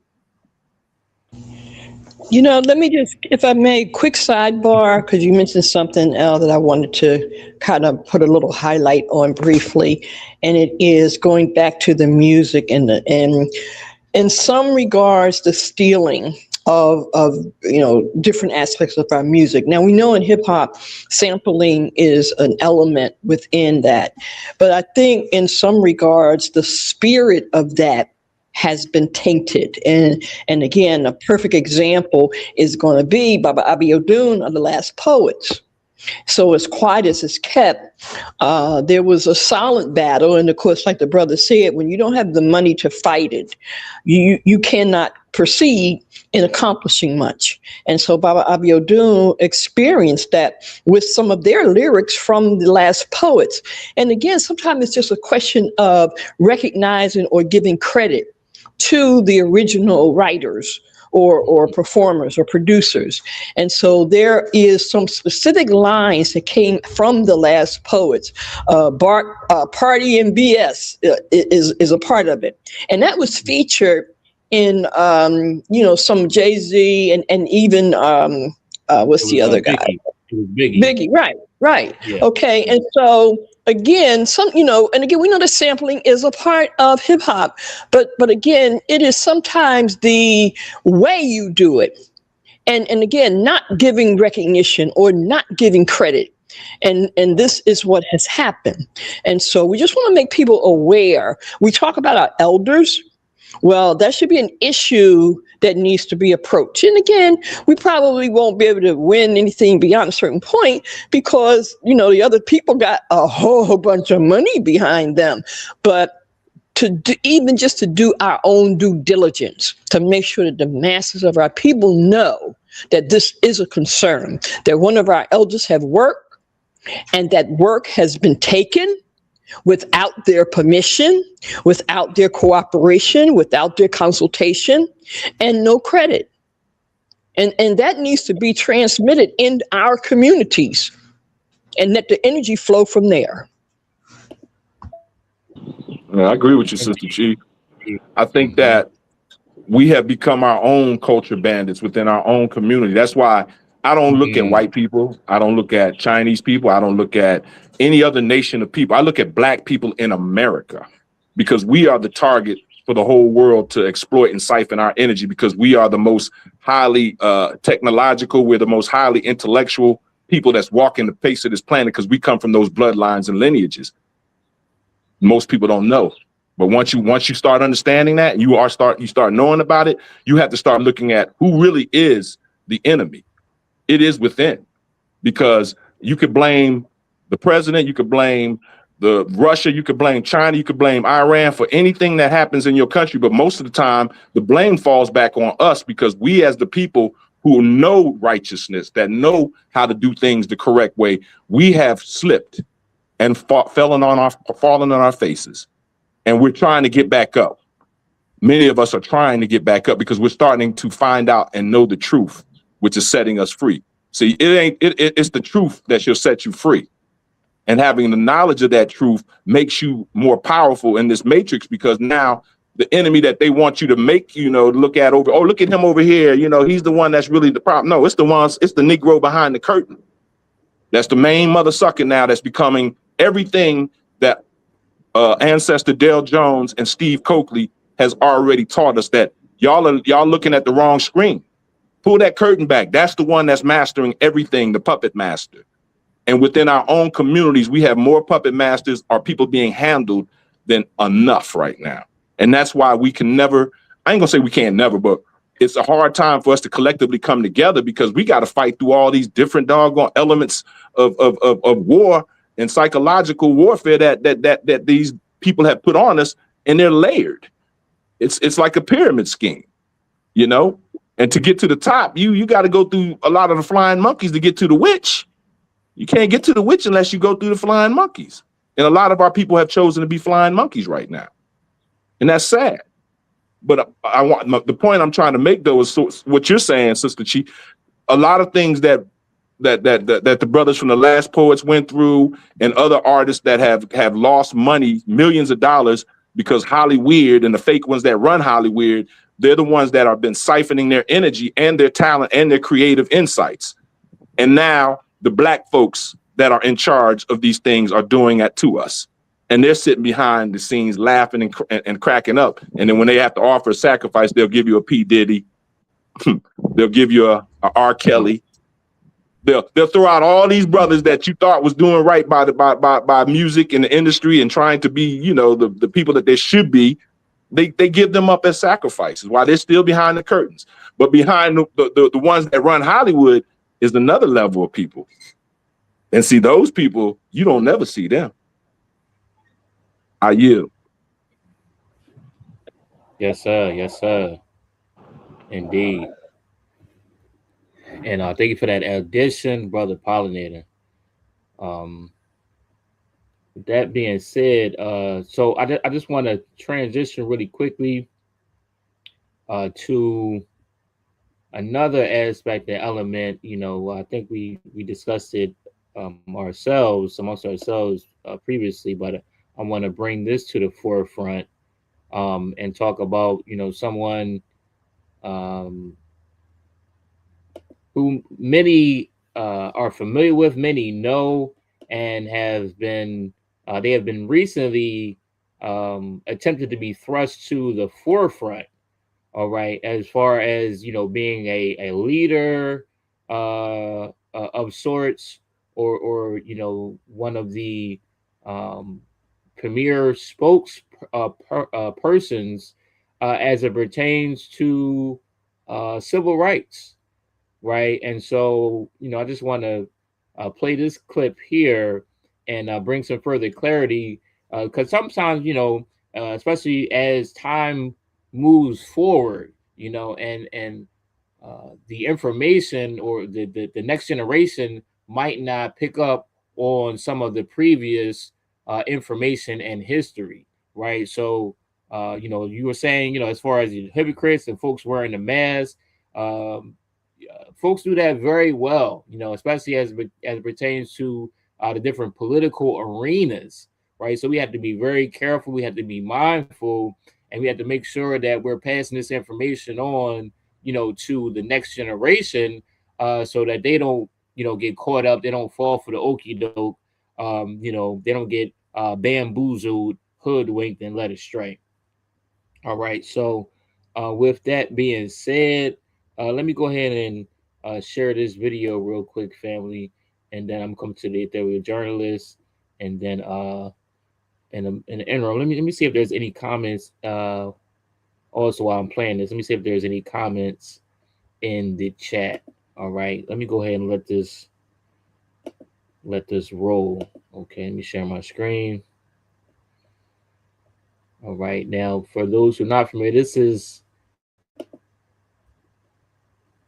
the NAN conference. Okay, let me go ahead and let it rock. See what's on your mind. Hey, yo, as I look around this room, if you're 35 years old or younger, raise your hand. 4 people. So here's the thing. Y'all in trouble. Yesterday, you had Al Green up here talking about we need a Secretary of Reconciliation, and then that's going to include what he said was reparations, which, by the way, wasn't reparations. Reparations is more than a check, but the very first thing it is a check. And come this year during the midterms and in 2028, if you don't have our check, you won't get no vote. No check, no vote. Yeah, I know that ain't what you want to hear, but that's what's happening. All of y'all in here, with all due respect, you're beautiful, but you're old. You're not talking to the youth. You don't know how to talk to the youth. You try to tell us what to do. We're not having it no more. Wait. He just told them you're beautiful, but you're old. Sounds like he's talking to a room full of baby boomers. Sitting around there at Al Sharpton's National Action Network conference, where the Black Boule all get together to sell us out to these useless, do-nothing Congressional Black Caucus members. Kamala was in there too, trying to pull the wool over their eyes. Of course, I'm not surprised. The Boule up here worshiping this non-Black American woman, a red dot Indian, that cosplayed herself all the way to the White House, just a heartbeat away from the president, allowed her to fill a position that Joe Biden said was supposed to be for a Black American woman, and he gave that position to this woman right here over all the Black American women that he could have chosen. Then got all these fools to go along with it and agree with an Indian woman erasing them and replacing them.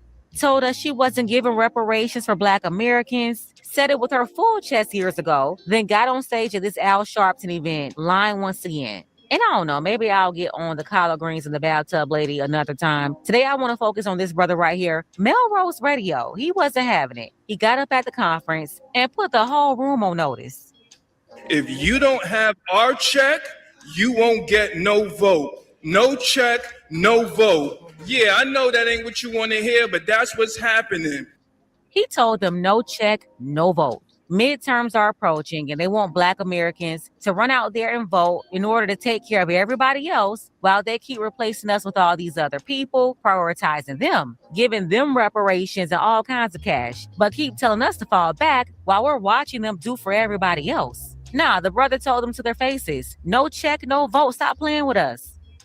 All of y'all in here, with all due respect, you're beautiful, but you're old. You're not talking to the youth. You don't know how to talk to the youth. You're trying to tell us what to do. We're not having it no more. So if you want our vote, you got to come with our paper.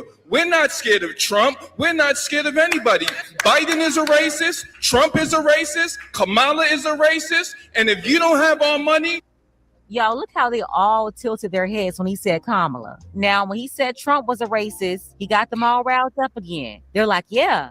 But as soon as he said Biden, they're like, hold up now. And by the time he said Kamala, they're like, hold up, wait a god doggone minute now.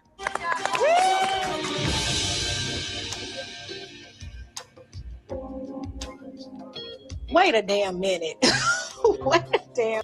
Yes, as soon as he said Kamala, they all started glitching. Look how dumb they're looking at him. Heads all cocked to the side and everything. I'm telling you, where in the world is Boondocks? Look at how animated they are. You can't make this stuff up. You see how offended they are over this red dot Indian Canadian race lady? They're acting like he just said your mama ugly or something. Look at him. He got them looking all scared in the eyes like you can't be up here talking about our current queen, Master Kamala. Listen, this would have been the funniest Boondocks episode ever. And yes, they're so animated like a skit, but no, this is real life. Biden is a racist. Trump is a racist. Kamala is a racist. And if you don't have our money, you don't get our vote. Yeah, not. Who are you? Oh, all right, yeah, so like I was saying, I'm going to land my plane right there, but the Democrats are no better than the Republicans. No check, no vote. Y'all take care. And somebody get my man a tissue. He need a tissue. Thank you. First, let me clarify something. That's funny. There are many young people that are part of the National Action Network.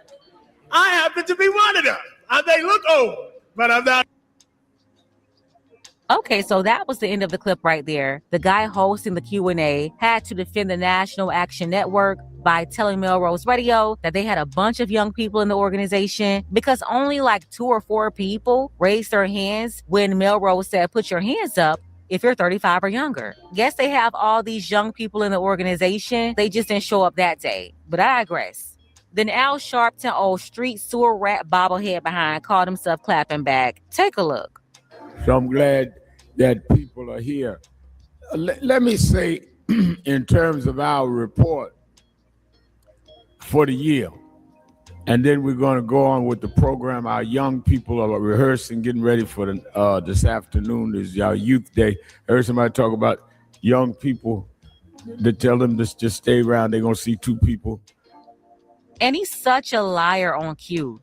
Up there talking about his youth day. So everybody in the organization 35 and under just so happened to be absent from the building. Said something about rehearsing for something. Like if you don't sit your slow behind down with all this lying, he up there telling 1980s lies in 2026. Acting like he's pulling a fast one on somebody. Sir, give it up. You're moving slow as a turtle thinking we ain't caught up to you yet. Talking about everybody 35 and under just magically didn't show up today. I can't. Afternoon, all of the youth in there, and I don't know, but you get provocateurs because anybody that's talking to somebody younger than them holding the mic, then you know that they paid agents. Okay, so because one old looking young guy was there holding the mic, that's supposed to be proof that you have a bunch of younger people in the organization? And because people can clearly count and see everybody else is old, you're an agent? By the way, this is beyond crazy. You have Al Sharpton, the confirmed federal agent, up here calling somebody a federal agent. I can't get over this. He's the agent. He's been an agent. He admitted to being an agent. And he's on stage trying to call somebody else an agent? All because he called his friends racist and told the old folks they need to move out the way. We're not voting for them if they don't produce tangibles. Yeah, this bobblehead federal rat is trying to call Melrose the agent for standing 10 toes down. All he did was tell them they better get it together if they want support from the black grassroots. But hey, we see what side they're on. Whatever side Reverend Bobblehead here is on, I can tell you right now, it's not our side. And if you're in the room, if you don't like me saying that, I'll say it again. Because you cannot get reparations without putting people in office that's going to pay them. Explain why they're already in office and they're not speaking on the Black American agenda at all. Yeah, They've been specifically telling Black Americans for the last 6 years to get in line behind the Latinos. Then the AAPI community jumped in front of us too. Even got Pramila Jayapal out here talking with her whole chest, saying they need to pay reparations to illegals. And the so-called Black Caucus ignoring the Black agenda, they're over there lending support and ready to give votes to Pramila and her people. Like, really? So talk that ignorance somewhere else.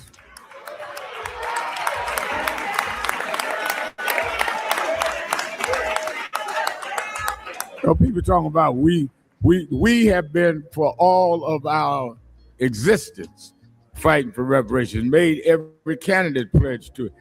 You cannot get reparations unless you elect folk that's gonna pay it. Who you gonna pay yourself? And everybody you bring on stage, they're not doing it at all. None of them. Hakeem don't want to hear that. Kamala already said what she said. Westmore don't want to hear that. He blocked the progress in his own state. Like, what are you talking about? Yeah, Al Sharpton is the agent. He was back then and he still is now in 2026. So you can't, in one hand, say everybody don't vote for everybody, they racist, but I want reparations. Who gonna pay you? And then he's twisting his words. He didn't say don't vote for them because they're racist. He said no check, no vote.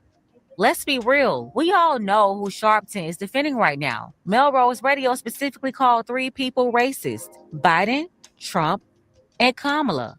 Biden, he's not running for office anymore. Trump, he's not running for office anymore either. The only person running right now in 2028 out of those people he just mentioned is Kamala.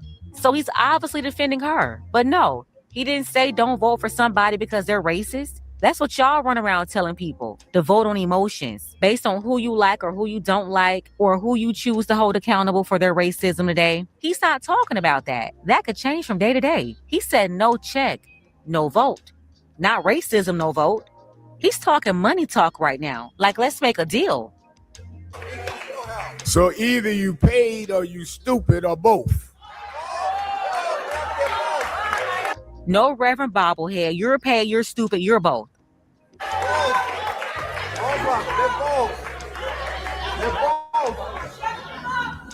I mean, I don't see nobody standing up. I didn't see whoever it was, but yeah, okay. I was at college and the guy stood up talking about, I don't believe in all that nonviolent stuff. Y'all need to get out the way and and all you punks. I said, hold it with the punk stuff. I said, because you got one punk out. You go to second punk, you're gonna get the best nonviolent whipping you ever got in your life. Because I'm not scared of the folk we fighting. I ain't scared of the folk we fighting with. So let's be clear about that. Yeah, but you are scared because when Biden told you to shut your face up and get behind the Hispanics, told you straight up blacks need to fall back and wait in line behind them, you did clam up. Yeah, Biden punked you. But now you're getting on stage talking about you ain't scared of the people you're fighting or the people that you're fighting with. I guess you're admitting that you're not afraid of your opposition, the Republicans. You're also not afraid of black people either, Republicans or Democrats, or whatever affiliation or non-affiliation. But you are afraid of the non-black Democrats, which is why they stay whipping your behind just like Biden did. Biden whipped Al Sharpton's behind and told him, go get your Negro behind out my face, talking this baby bot bimbo babble, and go sit behind them Hispanics. Help them with their agenda because that's their priority now, not the Negroes. And you see how they all fell in line? Al Sharpton and everybody else. One by one, we saw them fall in line and support an agenda that had nothing to do with Black Americans. So yeah, Reverend Bobblehead, sir, you are the punk, you are the agent, you are all of the above. But hey, I digress. Let's go ahead and get the conversation started. Melrose Radio told them no check, no vote, and Al Sharpton was so offended by that, he called himself clapping back and called the man an agent. Tell me what you think about this below. I want to thank everybody who support this channel. You can Let me go ahead and stop the screen share there. Shout out. Shout out to Pink Book Lessons. All right. So let me come to you all, family. Let me come to your theory of journalists. What say you? You know, looking at Al Sharpton, and Mr. Charlatan, and claiming or pointing fingers at others being agents, right? And some of the commentary that we heard with the go along to get along type of actions that Al Charlatan has taken presently and in the past. All right, and his brother coming with no check, no vote. We're not looking for no non-tangible now. We're not looking for no colorful speeches and symbolisms. Give us reparations. All right. So what say you, Ethereal journalists? Is it about that time? Is it time to move folks like this out of the way?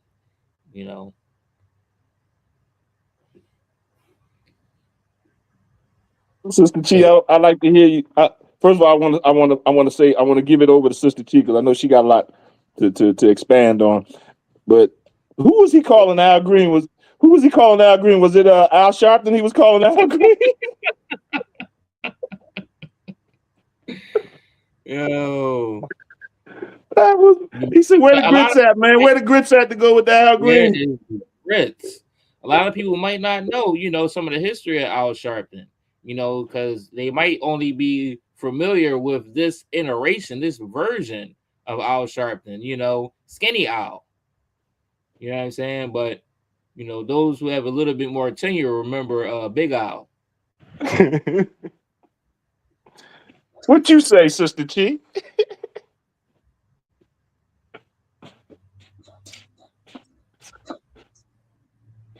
Somebody maybe having some trouble with the microphone there.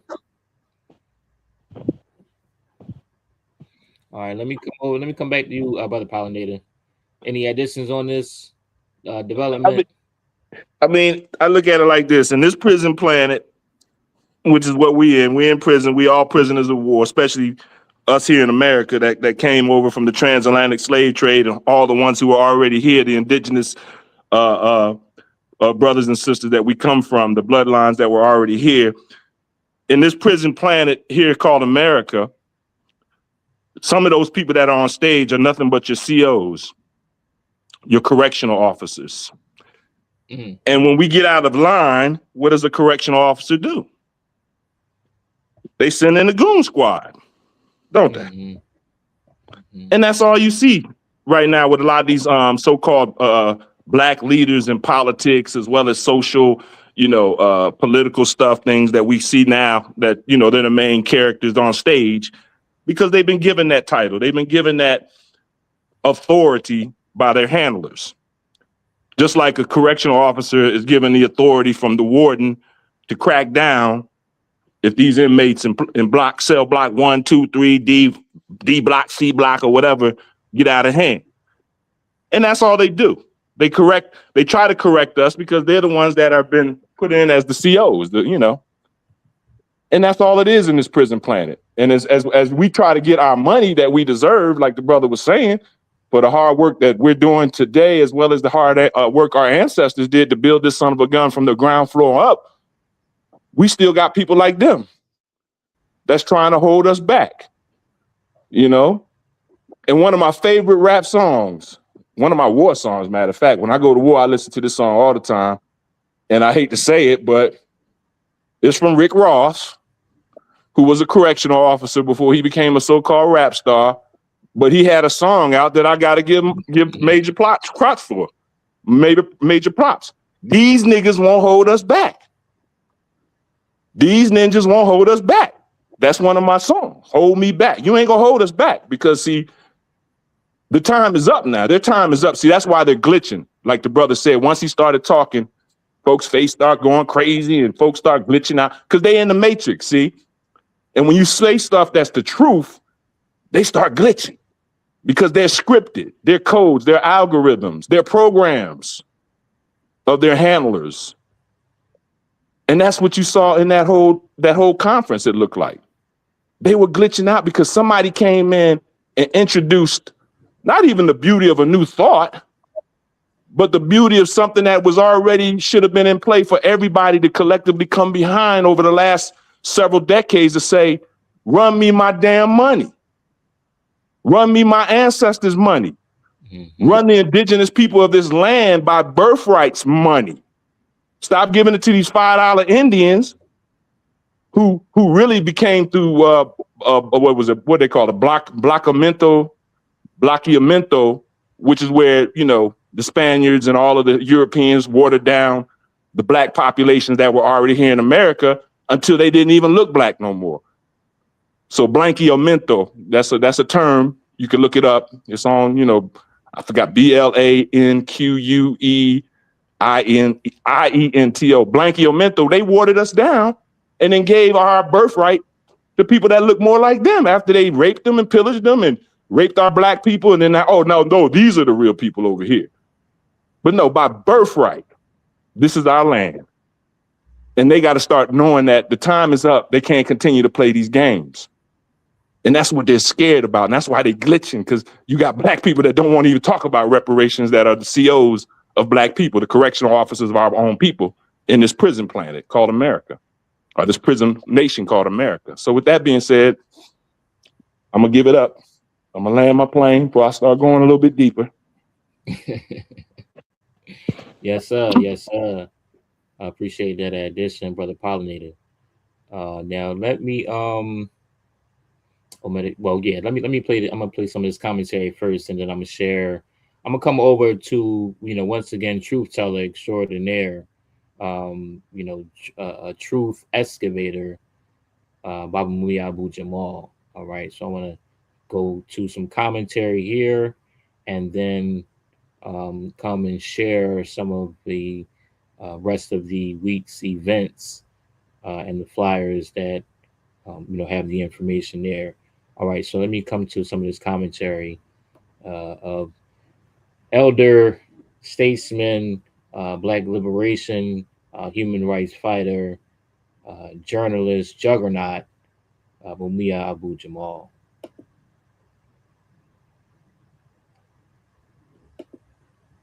Bob Law, Master Griot. The name Bob Law truly needs no introduction, yet I'll try. Tall, outspoken, and well-opinioned, he was a star of talk radio, notably black talk radio.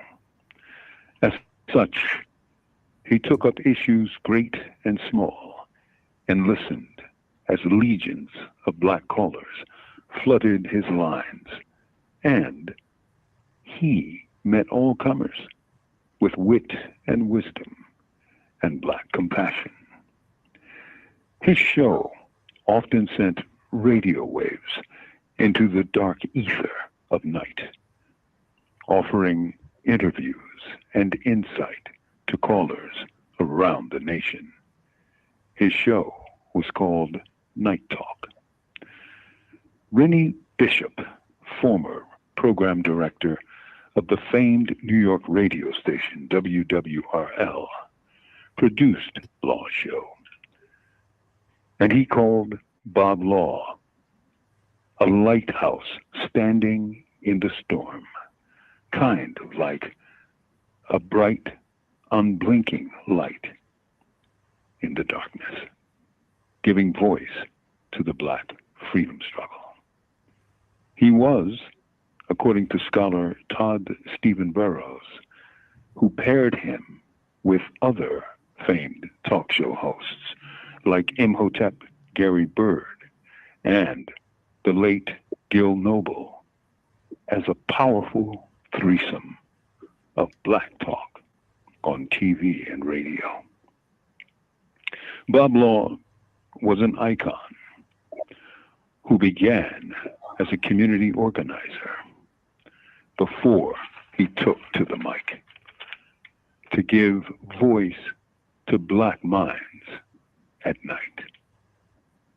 On March 30th, 2026, after 86 summers, Bob Law joined the ancestors. With love, not fear, this is Mumia Abu Jamal. These commentaries are recorded by Prison Radio. All right, let me stop my screen share there. And there you have it, family. You know, precisely what I was talking about. The excellent commentary and, you know, just bringing that potent information. Baba Mumia Abu Jamal, okay, current political prisoner behind the wall for 44 years, family. We have to get him home. We have to get him free. All right.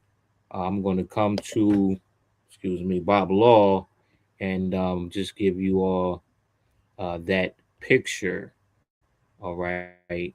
And then I'm going to come back to Baba Mumia. All right. So this is just, you know, part of what he does, you know, making sure that the people are informed about what's happening. All right. And giving salutes and honors to our fallen ancestors and hailing up our elders. All right. So here you have it, family. This is brother, ancestor, Bob Law. All right. With Night Talk Radio and long time community activists. All right, so we want to hail up and say rest in power to ancestor Bob Law, who passed on March the 30th at the age of 86 years old. Right, long time revolutionary and freedom fighter. Okay. All right, let me stop my screen share there. Let me come back one more again with Baba Mumia Abu Jamal. And then I want to play this last commentary, and then I want to share the rest of the events for this week, celebrating, you know, his tremendous perseverance and his life and legacy. You know, still fighting for freedom and fighting for justice for others, while he himself is behind the wall and in the belly of the beast. All right, let me share my screen one more again, family. Again, this is journalist and truth excavator extraordinaire, Baba Mumia Abu Jamal. You know, I try to hit every mark I can by most movements I hear from. ASAP. I try to turn it around quickly and just get it done. Sometimes that's not possible just because things don't come together. Many times it happens because I don't have background information. What people don't realize is that I sent most of my files out when, you know, my property got purged. So, you know, 40 boxes here, 40 boxes here, 40 boxes there. So I don't have access to the same data that I used to have. So people don't get that, and they also don't understand that I do not. I repeat, I don't have access to internet. See, you know, I can't Google anything. I can't go online anywhere. And I know people don't get that because often I'll get something in the mail or something on the tablet, and it'll have a email address or an online address that I cannot access. This is a closed system. And I know it's hard to understand because everybody's online. Well, guess what? Everybody isn't online. It's a labor of love, and I love doing what I do. And I know people appreciate what I do. So let's keep on trucking and get the work done and create a new world. How about that? These commentaries are recorded by Prison Radio. All right, let me stop my screen share there.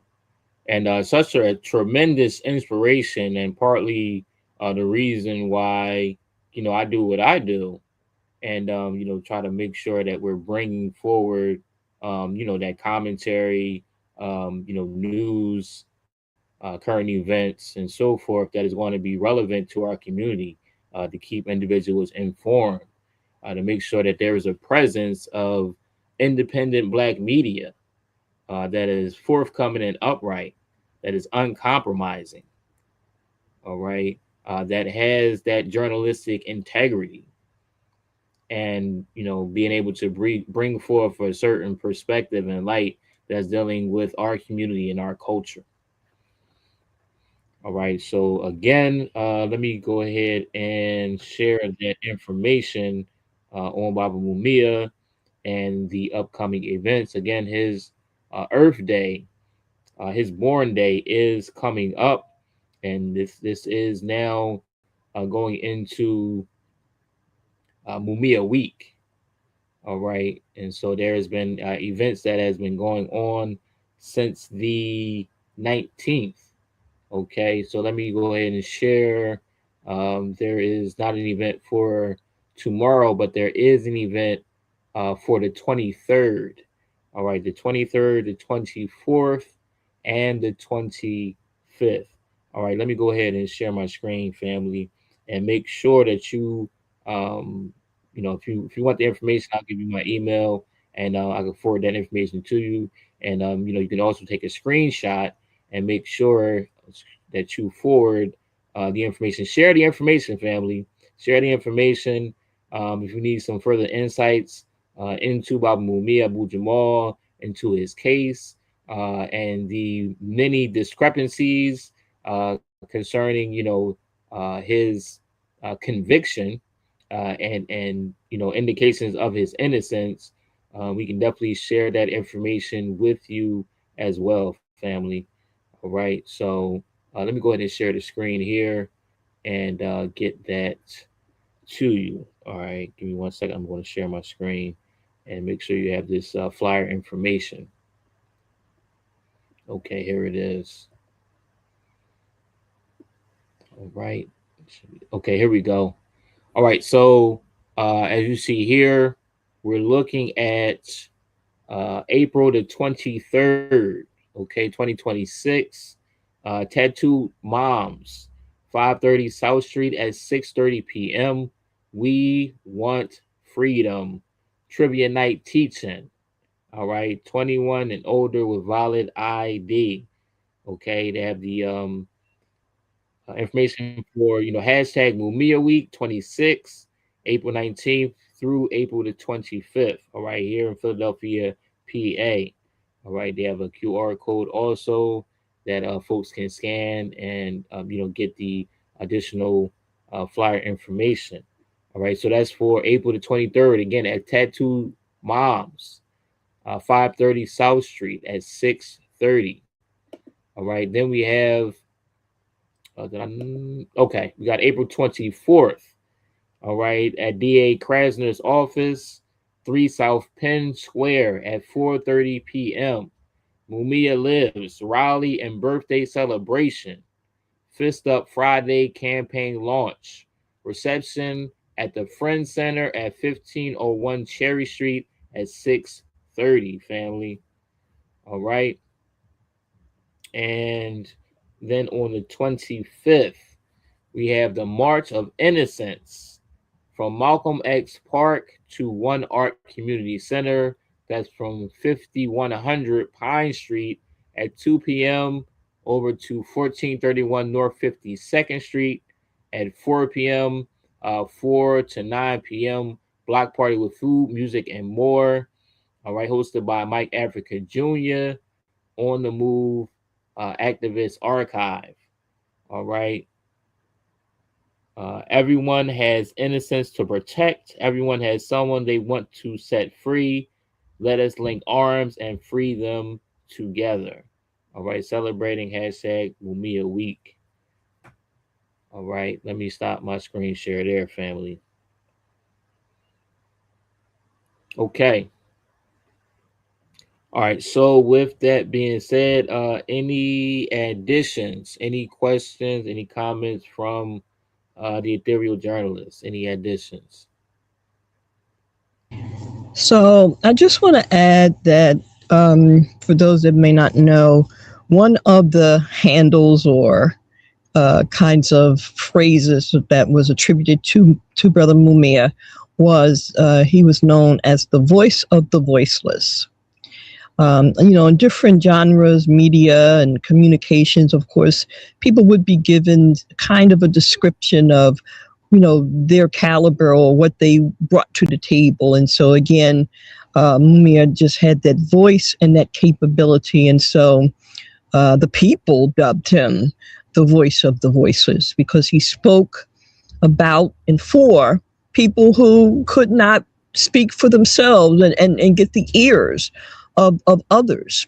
Going back to Baba Dale Jones' monarchy or handle, that he was known as the war correspondent. You see, because he was also a journalist. And again, he was known as the war correspondent. And another one who wrote very, very well, and you talk about sharp and to the point, was Brother Alton Maddox.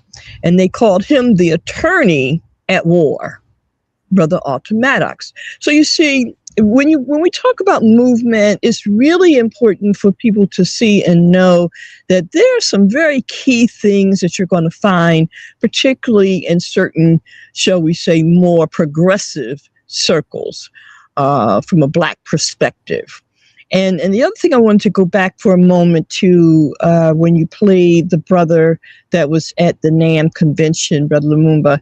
Well, again, that was very interesting. I think his name is, and we're going to try to get him on New Day as well, but I think his name is Melrose Mike is what he's called.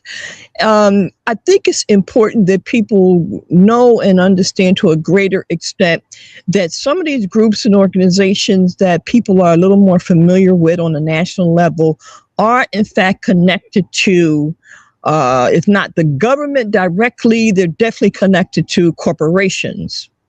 And one of the things that the brother was really also indirectly bringing to the table is that all of the political parties are arms of the corporations. Because where you think they're getting their money from? All of the parties. And so people don't give up money like to that degree, and they not have an agenda, or they not, want to see some things happen. So the illusion that most have about what's going on with voting, to some degree, it is what people think, but to a greater degree or a bigger degree, it is not. It's a game that's being played that really benefits corporations. And so where the mass of the people do get something, comparatively speaking to what the other folks be getting, it's nowhere near the same. It's not even close. And so it behooves us to really have a better understanding of what's really going on and how we can utilize leverage. Now, let me just give you one quick sidebar. We'll talk more about this on Sunday for our, everyone might be aware, should be aware that we're now moving forward with the Ubuntu movement and growth and development from a musical, artistic standpoint. But one of the things that we're going to be sharing is a strategy or the next step strategies for We Charge Genocide 21. And one of the next step strategies that we'll be presenting to get ready for Black Solidarity Day, which is November, because again, we talk about not voting, but there has to also be other components. So just briefly, we're going to start doing a poll of what corporations are, in fact, if not willing to be allies in terms of repair/reparations that actually will support reparations. We're going to be talking about this at our upcoming We Charge Genocide 21 Summit.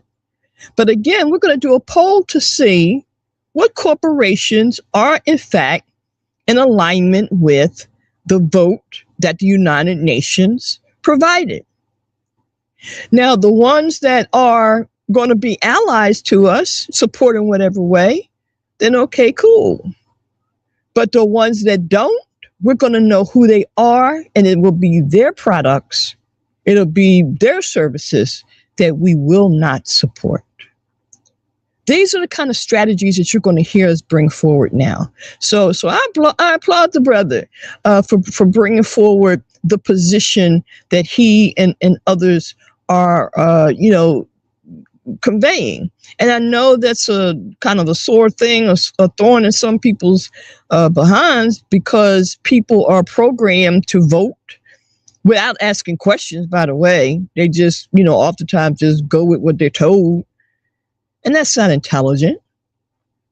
So there has to be a glitch put in the mix in order to create the kind of synergy that we're now seeing. So, it's a double-edged sword in one regard, but sometimes it just has to be whatever it be. I yield. All right. Absolutely. Thank you for that addition, Sister Empress. I did not mention that brother ancestor Nana Kuntu was deemed the war correspondent, but I did share with the family that Baba Mumia was indeed dubbed the voice of the voiceless. All right, and definitely once again, that's why one of the reasons why it's important that we, those who can speak now, be his voice. All right, as he was the voice of many of the masses who did not have a voice of their own. We must continue to champion his cause and to be his voice in the call for freedom. Brother Moon, a quick question. Did you receive, I sent to you earlier today a clip from Chairman Fred Hampton Jr.? Yes. I think that was it. Okay. Not sure if you sent an email or. Okay, just checking. Because again, going back to Brother Mumia, it dawned on me, and that's what made me want to remind you or check to see to make sure that you did get it. Again, just to give you some history, a little history more about Mumia Abu-Jamal. When Chairman Fred Sr. was unalived, assassinated, Mumia was one of the journalists that went to Chicago to cover it. So you can imagine, the kind of work that Mumia Abu-Jamal has put in. So I just wanted to give you that little example. And he's still with us. And we cannot continue to wait until people are no longer with us and then talk about how great they were. That has become a very bad routine. So again, as Brother Lumumba said, we really need to step it up and do more to get him freed. Absolutely. All right. So family, and for any additional information, you can go to freemumia.com. You can also email me at powerman2282@gmail.com. That's powerman2282@gmail.com. I'll send you the flyer, any additional information, background information on his case, so on and so forth. All right, that really outlines his innocence and the fact that he was targeted and set up because of his journalistic integrity, because of his social political ideology, and continuing to fight against the corrupt system. All right. Yeah, I just want to say something real quick about Ancestor Bob Law. I had the pleasure a couple of times being on his syndicated his syndicated talk show. I think it was called Bob Law's Night Talk at that time. I think it was syndicated to like 200 stations around the country.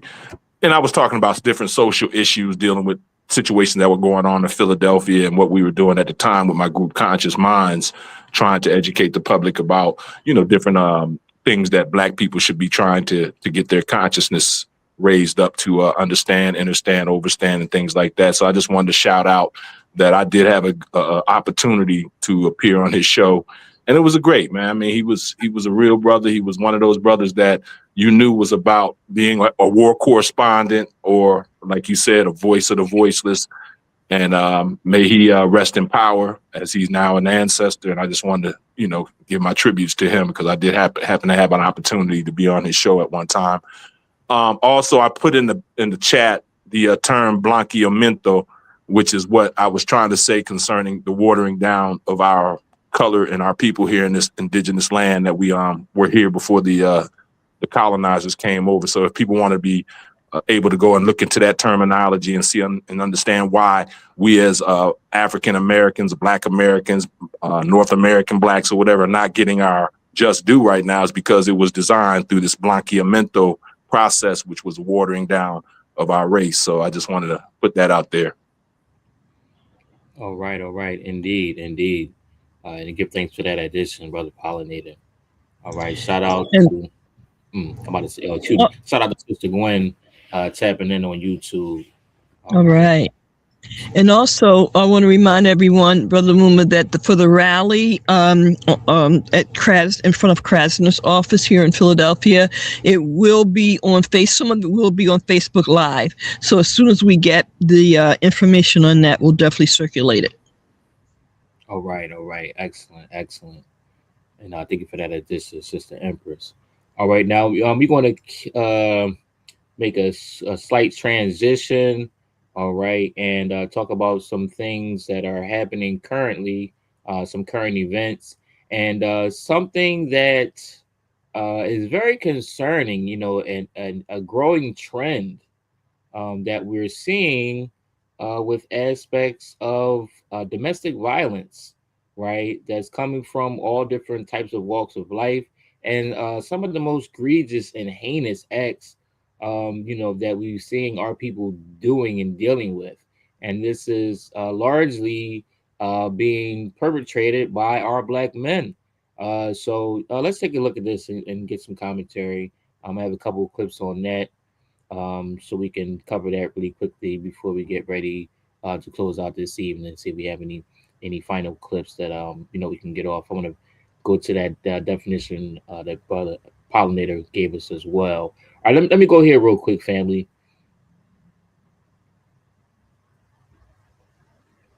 Shreveport, Louisiana, coming over a crime after they say a gunman shot and killed 8 children, including 7 of his own, on Sunday. ABC's Armando Garcia reports on one of the deadliest mass shootings in the past 2 years. A city rattled by the country's latest mass shooting. Father God, I ask you to bring families together right now. Shreveport police say 31-year-old Shamar Elkins shot and killed 8 children, including 7 of his own, in a domestic violence incident that spanned across 2 neighboring residences and a 3rd nearby home. The suspect shot the mother of the children first, then responded to this location and shot 8 children, 7 of which being his own. Police calling the crime scenes gruesome. The victims, 3 boys and 5 girls, all between the ages of 3 and 11 years old. The mother and another woman who were also shot, now fighting for their lives. Investigators say another child was injured jumping off the roof trying to get away. Authorities say officers fatally shot Elkins after he led them on a police chase. It's a very hectic scene. There's a lot to investigate, a lot to unpack, and we want to do the best we can to come up with a clear timeline, a clear reasoning, even though cases like this, the reasoning will never be fully understood. House Speaker Mike Johnson, who represents the district where the shooting happened, offering his prayers in a post on social media, and the community now rallying around the family and lighting candles for the 8 lives lost. To learn later that I knew one of the children, it really took a toll on me. And I really hate that for the mama, period, and those children. An Army official telling ABC News that Shamar Elkins had served in the Louisiana Army National Guard for 7 years, left the Army as a private in 2020, and had not been deployed. Armando Garcia, ABC News, New York. A reminder, if you or someone you know needs help in regards to domestic violence, there are resources. Call 1-800-799-SAFE or text START to 88788. Help is available 24/7 in multiple languages. All right, family. Let me stop my screen share there. Some of the most heinous, egregious acts that we've seen in recent events. All right, I'm gonna play. It's a one or two other clips I want to play for you, kind of in that same vein, family. So, and then I'll come back to you all with commentary. And let me play this.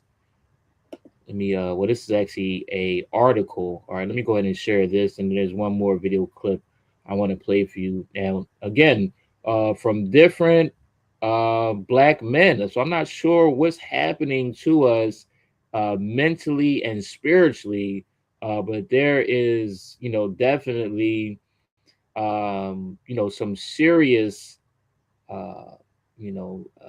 degradations and, just demonic type of behaviors that are happening, that are going on with our Black men. So we really have to get a handle on some things and figure some things out. And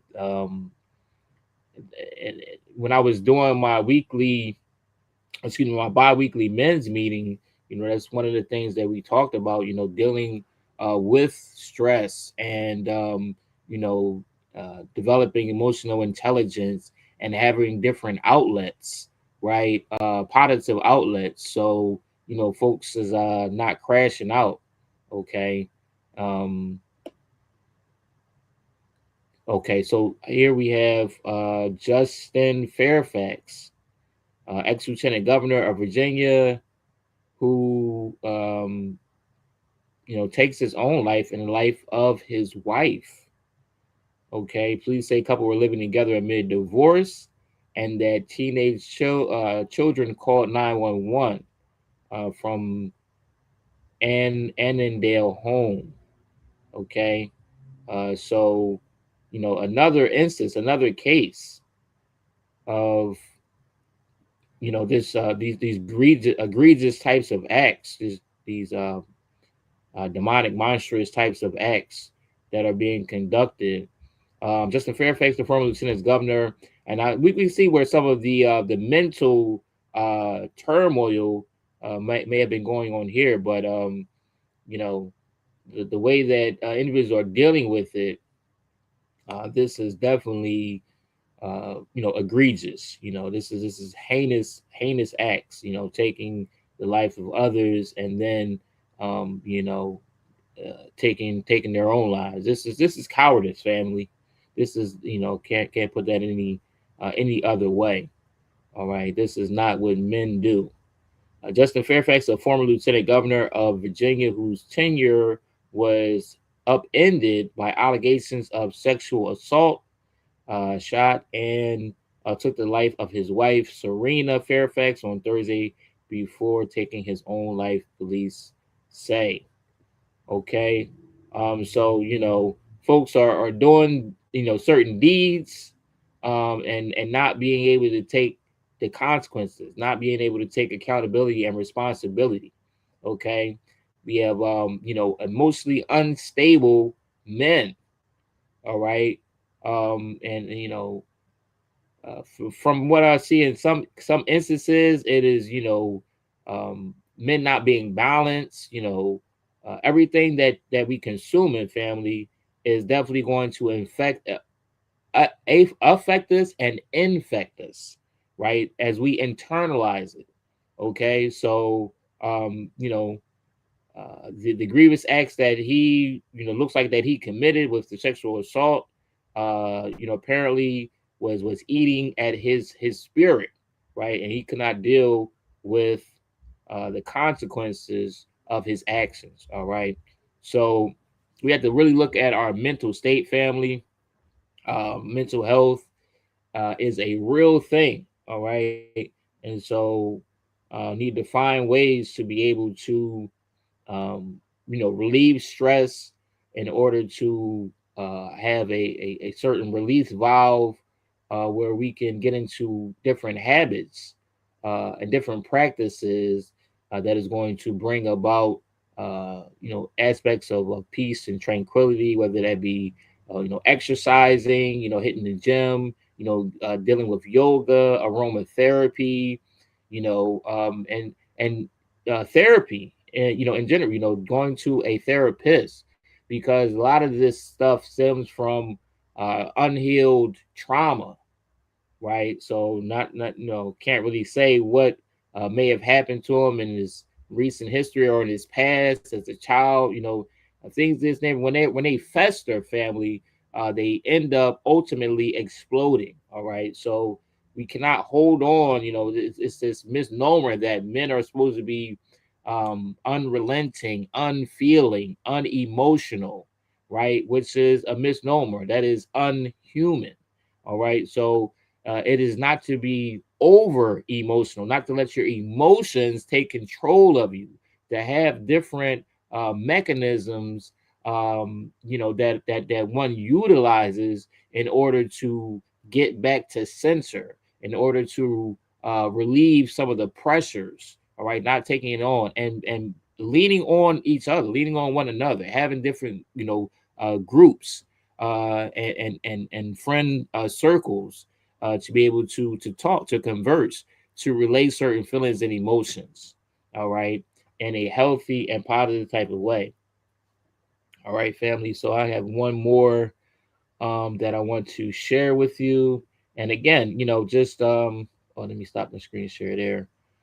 Just some sad turn of events, and really having Black men looking in kind of the worst of ways. Okay, let me share this last clip with you here. And again, we're just seeing it happening repeatedly. So, again, when I get the opportunity, I'm definitely going to look at relaunching the men's group, Mighty Modic Men of Violent Action Network, to deal with some of these issues. But unfortunately, and maybe it's part of that stigma, but, folks, I mean, you got to man up, though. You know what I mean? Like, this is totally unacceptable.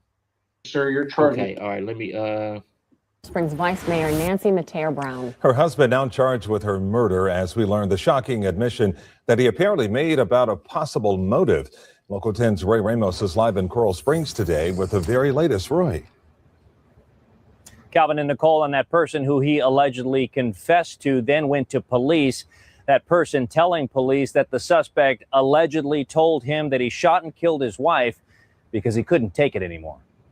Mr. Bowen, good morning, sir. You're charged with 1 count first-degree premeditated murder. You're also charged with 1 count tampering with or fabricating physical evidence. No bond for 40-year-old Stephen Bowen, who faced a Broward County judge Thursday, a day after his wife, Coral Springs Vice Mayor Nancy Mateo Bowen, was found dead inside their home. The court does find probable cause for the charges. The tragic discovery all came after the vice mayor failed to appear to a commission meeting Wednesday.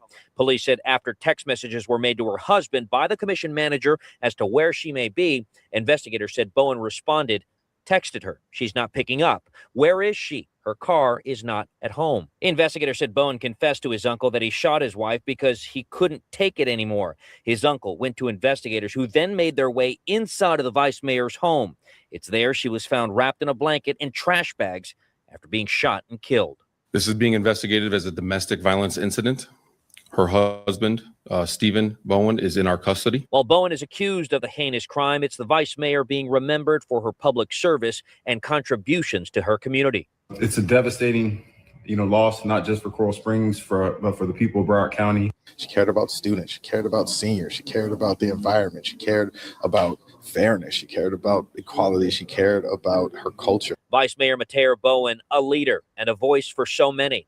Her sudden death devastating colleagues and community leaders. State Representative Ashley Gant sharing a past text message the two shared with one another that read, "Love you and keep holding the line."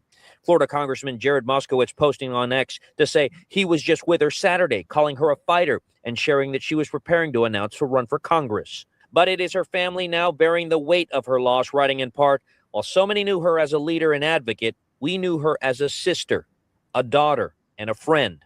Her legacy lives on in the lives she touched. And this tragedy just so devastating for her colleagues, for her family, for her friends, for this community as a whole. For that reason, they plan on holding a candlelight vigil right here outside of City Hall in Coral Springs. That will run from 7 to 8 tomorrow evening, and all of those who plan to attend are encouraged to wear orange and green. For now in Coral Springs, Roy Ramos, Local 10 News. All right, so stop the screen share there, family. You know, and it's not weak, family, not weak men, for you to acknowledge and ask for help. Okay, that is human. All right, it is weak and cowardice for you to not be able to deal with your feelings, your emotions, and to take the lives of innocent people. All right, especially you know, in some of these heinous, you know, super heinous and egregious types of acts. You know, taking the lives of, you know, our queens, our women, and you know, and distance that, you know, our children. All right, totally unacceptable and of the utmost of cowardice. Let me come to Ethereal journalists. You know, we got to do better, family. Prayer, meditation, you know, getting to different aspects where we can heal, you know, therapy. All right, let me come to Ethereal journalists. What say you?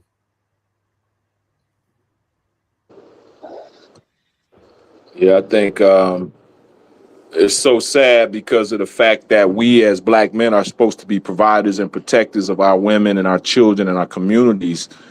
And when you start seeing these crash outs, like what's happening with the brother in Louisiana killing, you know, unaliving 8 of his own children, or 7 of his own children. I think the other one was somebody else's child, but as well as the ex-lieutenant governor, as well as the brother that, you know, unalived his wife down in Florida.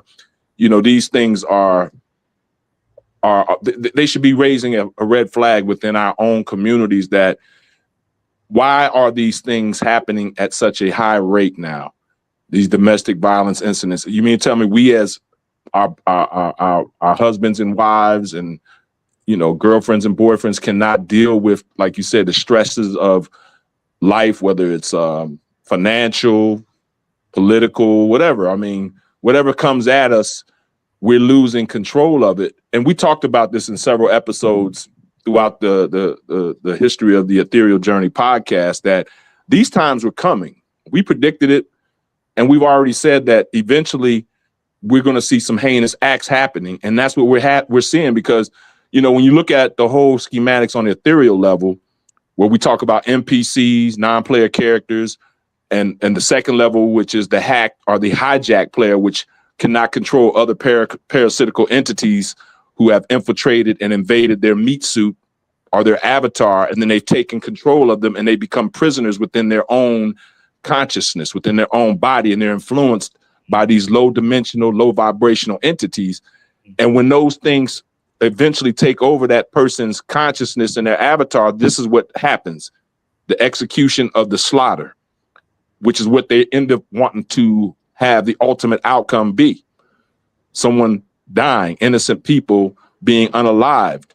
And we, as the ones that come from love, harmony, peace, balance, alignment, stability, synchronicity with the universe, once we start getting to the level where we've allowed ourselves to become a hacked or hijacked player, this is what ends up becoming the end game of it all. The ones that have infiltrated you become the winners, because now they not only take your little soul, or if you have a soul, if you actually have one, but they also take the souls of other innocent people. This is where we're at right now. So we have to be able to be on guard. We have to, like you said, start, you know, not being afraid to go see a mental health specialist, so that we can be able to deal with the trauma, to regulate our nervous system, because a lot of people's nervous systems are not being regulated, because there's a lot of things going on in this world.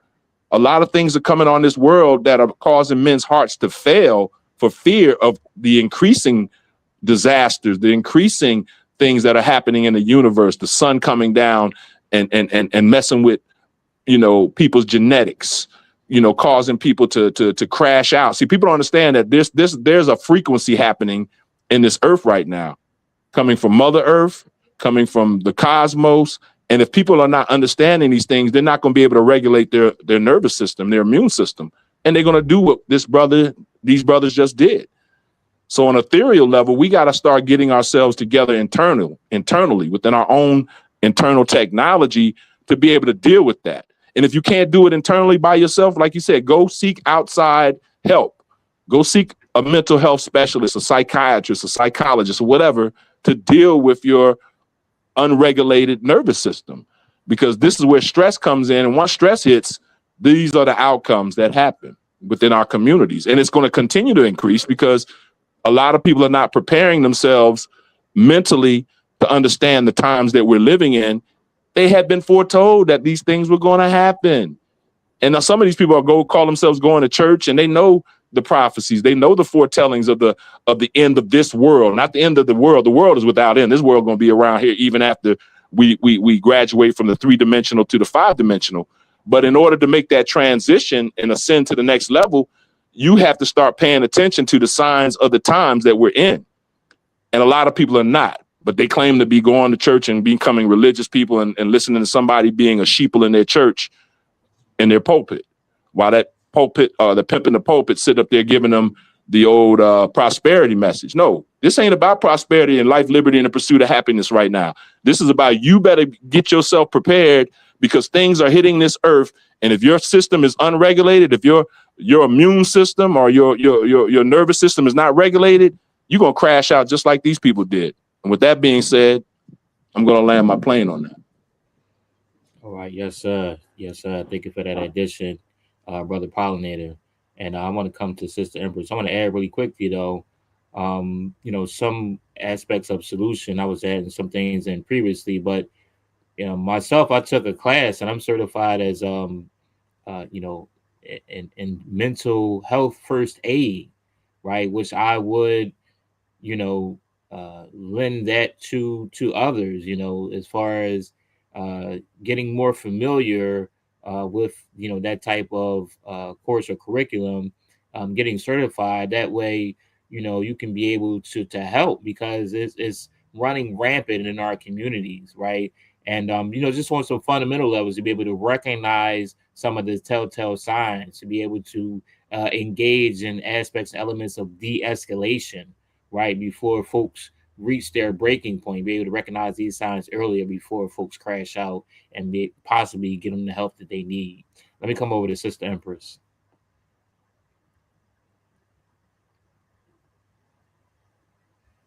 Okay, might have lost the mic again on that. All right, family. So, with that being said, because I want to end on a positive note. All right, so let me go ahead and share one more again. Give me 1 second. But yeah, family, there's a lot of the examples and models and so forth that we've been given, is totally unbalanced. All right. And because of these imbalances, things are going to come into play that is going to be overcorrections. All right. When you lean so hard into one aspect and element of being hard, being tough, being unfeeling and unemotional, then, that is, when you lean too hard to any one side, it creates an imbalance. Life is about balance. Anytime you have imbalances, there is going to be corrections. All right. And the harder you lean to one side, the harder that correction is going to be on the other. All right. So make sure that you are conducting yourself in a more balanced type of manner. All right. So you can, have a better even kill and not, deal with these aspects of crashing out. All right, family. So yeah, I agree with you, Captain Uncaged. I think the shadow work has to really be done, and that is an individual effort. You have to do the shadow work. Deal with your trauma. Deal with your pain. Heal from them by asking the Most High to give you the power and the strength to deal with, whether it's history of family trauma or even personal trauma. We're dealing with relationships, dealing with anything and everything. We have to heal, because these unhealed situations are a reason why you have these incidents happening. These people are traumatized. Something came into them that's made them snap and just say, you know what? I'm going to not only take these innocent people's lives, I'm going to turn around and take my life because I don't love myself. I haven't done my shadow work. I haven't done my self-care. I haven't done the things to deal with your inner demons.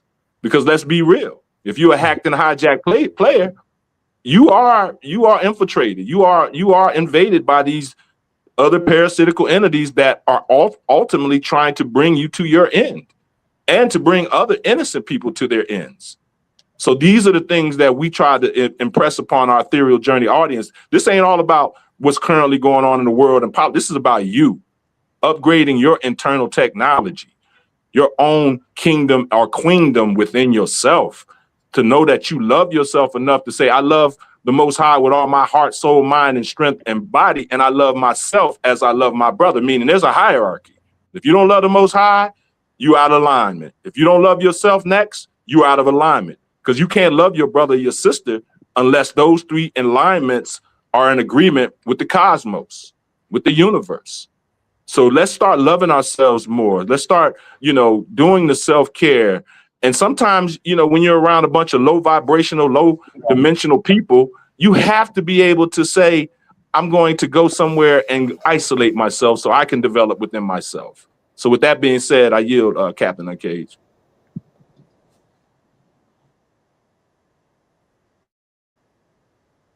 Yeah, my apologies. I just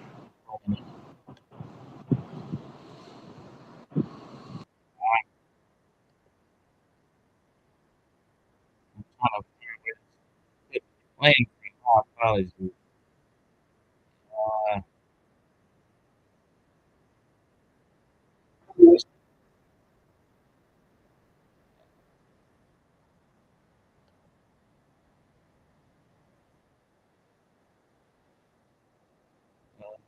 See if I get this closed down. My apologies.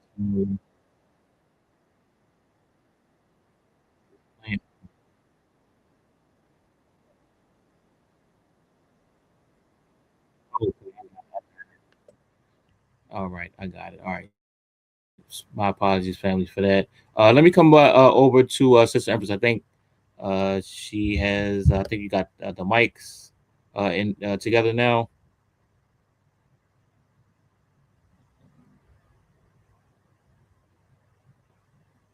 Okay, maybe not.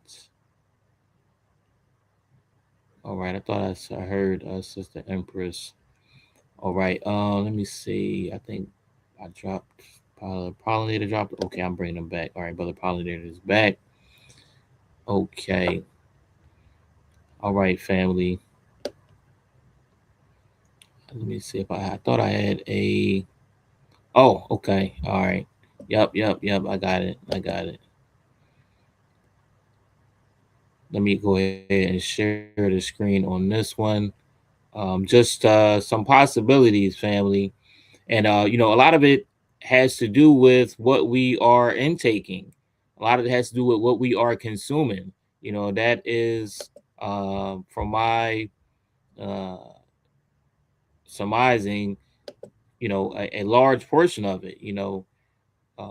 Our physical health often, lends or leads towards, the development of our mental health, which then leads and lends towards the development of our spiritual health. All right. So, along with, what we're ingesting and consuming, what we're watching, what we're listening to. All right. A lot of people, don't realize that, these things have effects on our subconscious. All right. So you want to be mindful of everything that we're consuming, not, what we're putting in our mouths as well. Brother talked about parasites. I was looking at, information that, different cravings and different feelings and emotions sometimes can be brought about by, the parasites based on the foods that we're eating. All right. We're sick within our minds because we're sick in our bodies. We're not exercising properly. All right. We're not having our bodies in motion. We're having, cloudy minds due to this, and also the deterioration of our spirits. All right. So get out, get active. That could be, part of possible, beginnings of solutions, or getting out some excess energies, and so forth. All right. So let me leave y'all with this one here. Got the OG putting in work. While other elderly people after the age of 70 lead a passive lifestyle and are constantly ill, this incredible man breaks all stereotypes about age. Meet Duante Fields. And just recently, he turned 71 years old. Incredible energy, speed, clear vision, and strength. It's all about this one elderly man who defied old age. But how did he manage to achieve such incredible results? What is the secret of his youth, good health, and endless energy? Today, you will learn about all the principles and rules of this incredible man, which he has been following for many years. Watch this video to the end. It will be very interesting and useful. So, let's get started. The first thing that distinguishes him from the majority is that he does not perceive sports as a temporary project. For him, it's not, I need to get in shape by the summer, or I'll start on Monday. Physical activity is built into his life as naturally as sleeping or eating. And this is fundamentally important. When sports become episodic, the body perceives it as a stressful load to which it does not have time to adapt. But when training becomes a regular part of life, the body begins to rebuild more deeply. The functioning of the cardiovascular system improves, the hormonal background stabilizes, and the overall energy level increases. And the most important thing is that the aging process slows down at the cellular level. But there is a nuance here that many people miss. He doesn't just go to the gym. His training is a combination of strength work and functional load. He uses kettlebells, barbells, and CrossFit elements. And he does it not for the sake of appearance, but for the sake of the body remaining a full-fledged instrument. Strength training increases bone density and preserves muscle mass. This is critically important because muscles naturally shrink with age, and this is what makes the body weak and old. But if there is only power, it is not enough. Functional training adds what creates a feeling of youth: endurance, coordination, reaction speed. This is the body's ability to work in different conditions, adapt quickly, and not break down under stress. That's why he doesn't just look younger, he moves like a young man. The next important element is body fat control, and here it is important to immediately remove illusions. We are not talking about strict diets and constant restrictions. It's about a stable power supply system. Excess fat is not just about aesthetics. This is a factor that directly affects aging. Adipose tissue participates in hormonal processes, increases inflammation in the body, increases the load on the heart and joints. When there is too much of it, the body begins to work less efficiently. Duante Fields does not go on diets. He doesn't live in the today I eat perfectly, tomorrow I break down mode. He has a clear nutrition system that allows you to keep the fat percentage low without extremes. And due to this, his body remains in a more young state. But there is a... All right, let me pause it right there, family. Let me stop my screen share. I just want to give you a little taste of that. Check out Brother Duante Fields when you have the opportunity. All right, and I just want to leave y'all with the aspect of food is fuel for the body. All right, people are eating to be full. That is not the point and purpose. You're supposed to eat to be nutritionally fulfilled. There is a difference. Not just having a full gut. All right, not just having, space taken up in your stomach. All right, so make sure that you're giving your body its proper fuel, making sure that you're staying active, exercising. This affects, your mood. your hormonal levels and things of this nature. If you don't use it, you will lose it. All right, family. So this is a prime example of this brother, OG triple OG, looking, acting, and feeling super youthful. All right, which I'm sure it helps to improve his mood, his dopamine levels, his testosterone, so on and so forth, making him not only look better, but feel better. All right, with that being said, let me turn over to the Ethereal journalist before we get ready to close out for this evening.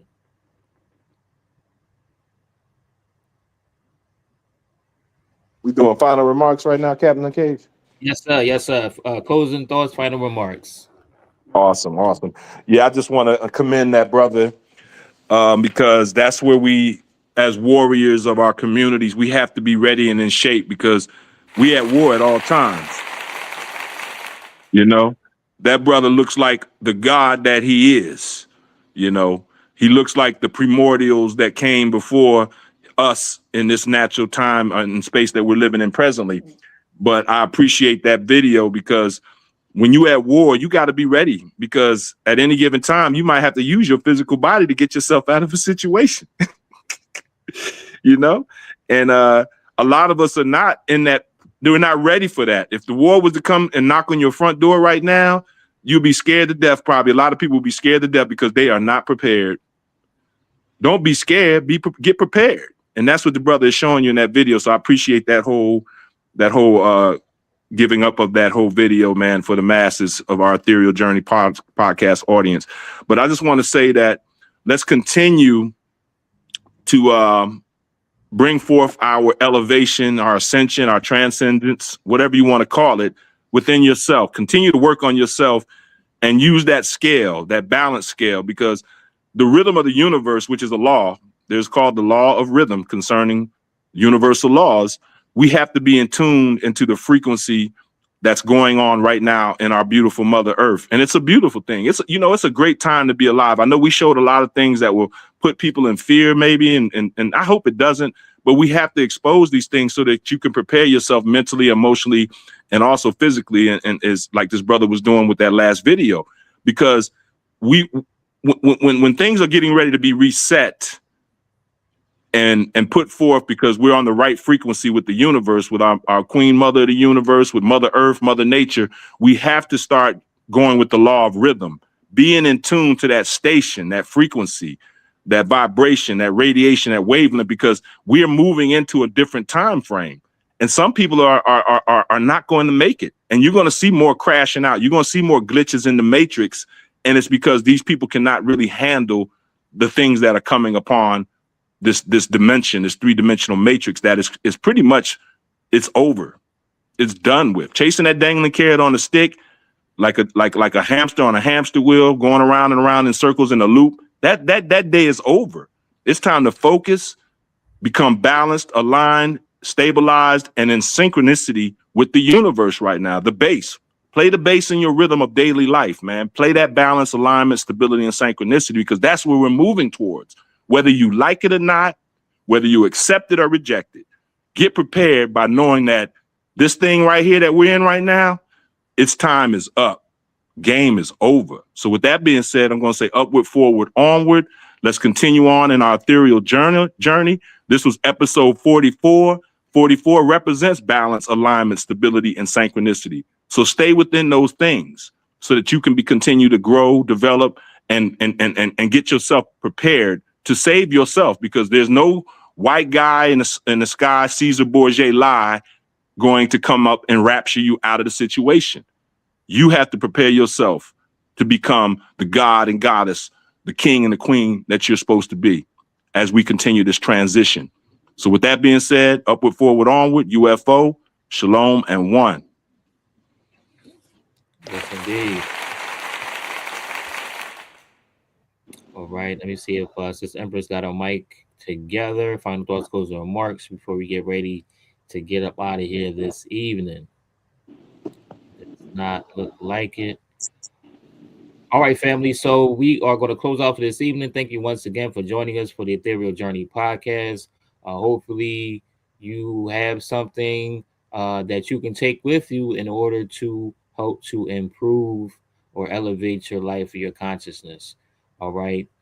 With that being said, I want to give thanks first and foremost to the creator creatress. Give thanks to the ancestors and the elders, those who have shed blood, sweat, and tears and paved the way to allow us to be here today. I want to thank you all. Thank you for your time, energy, and effort, dedication, determination, and discipline.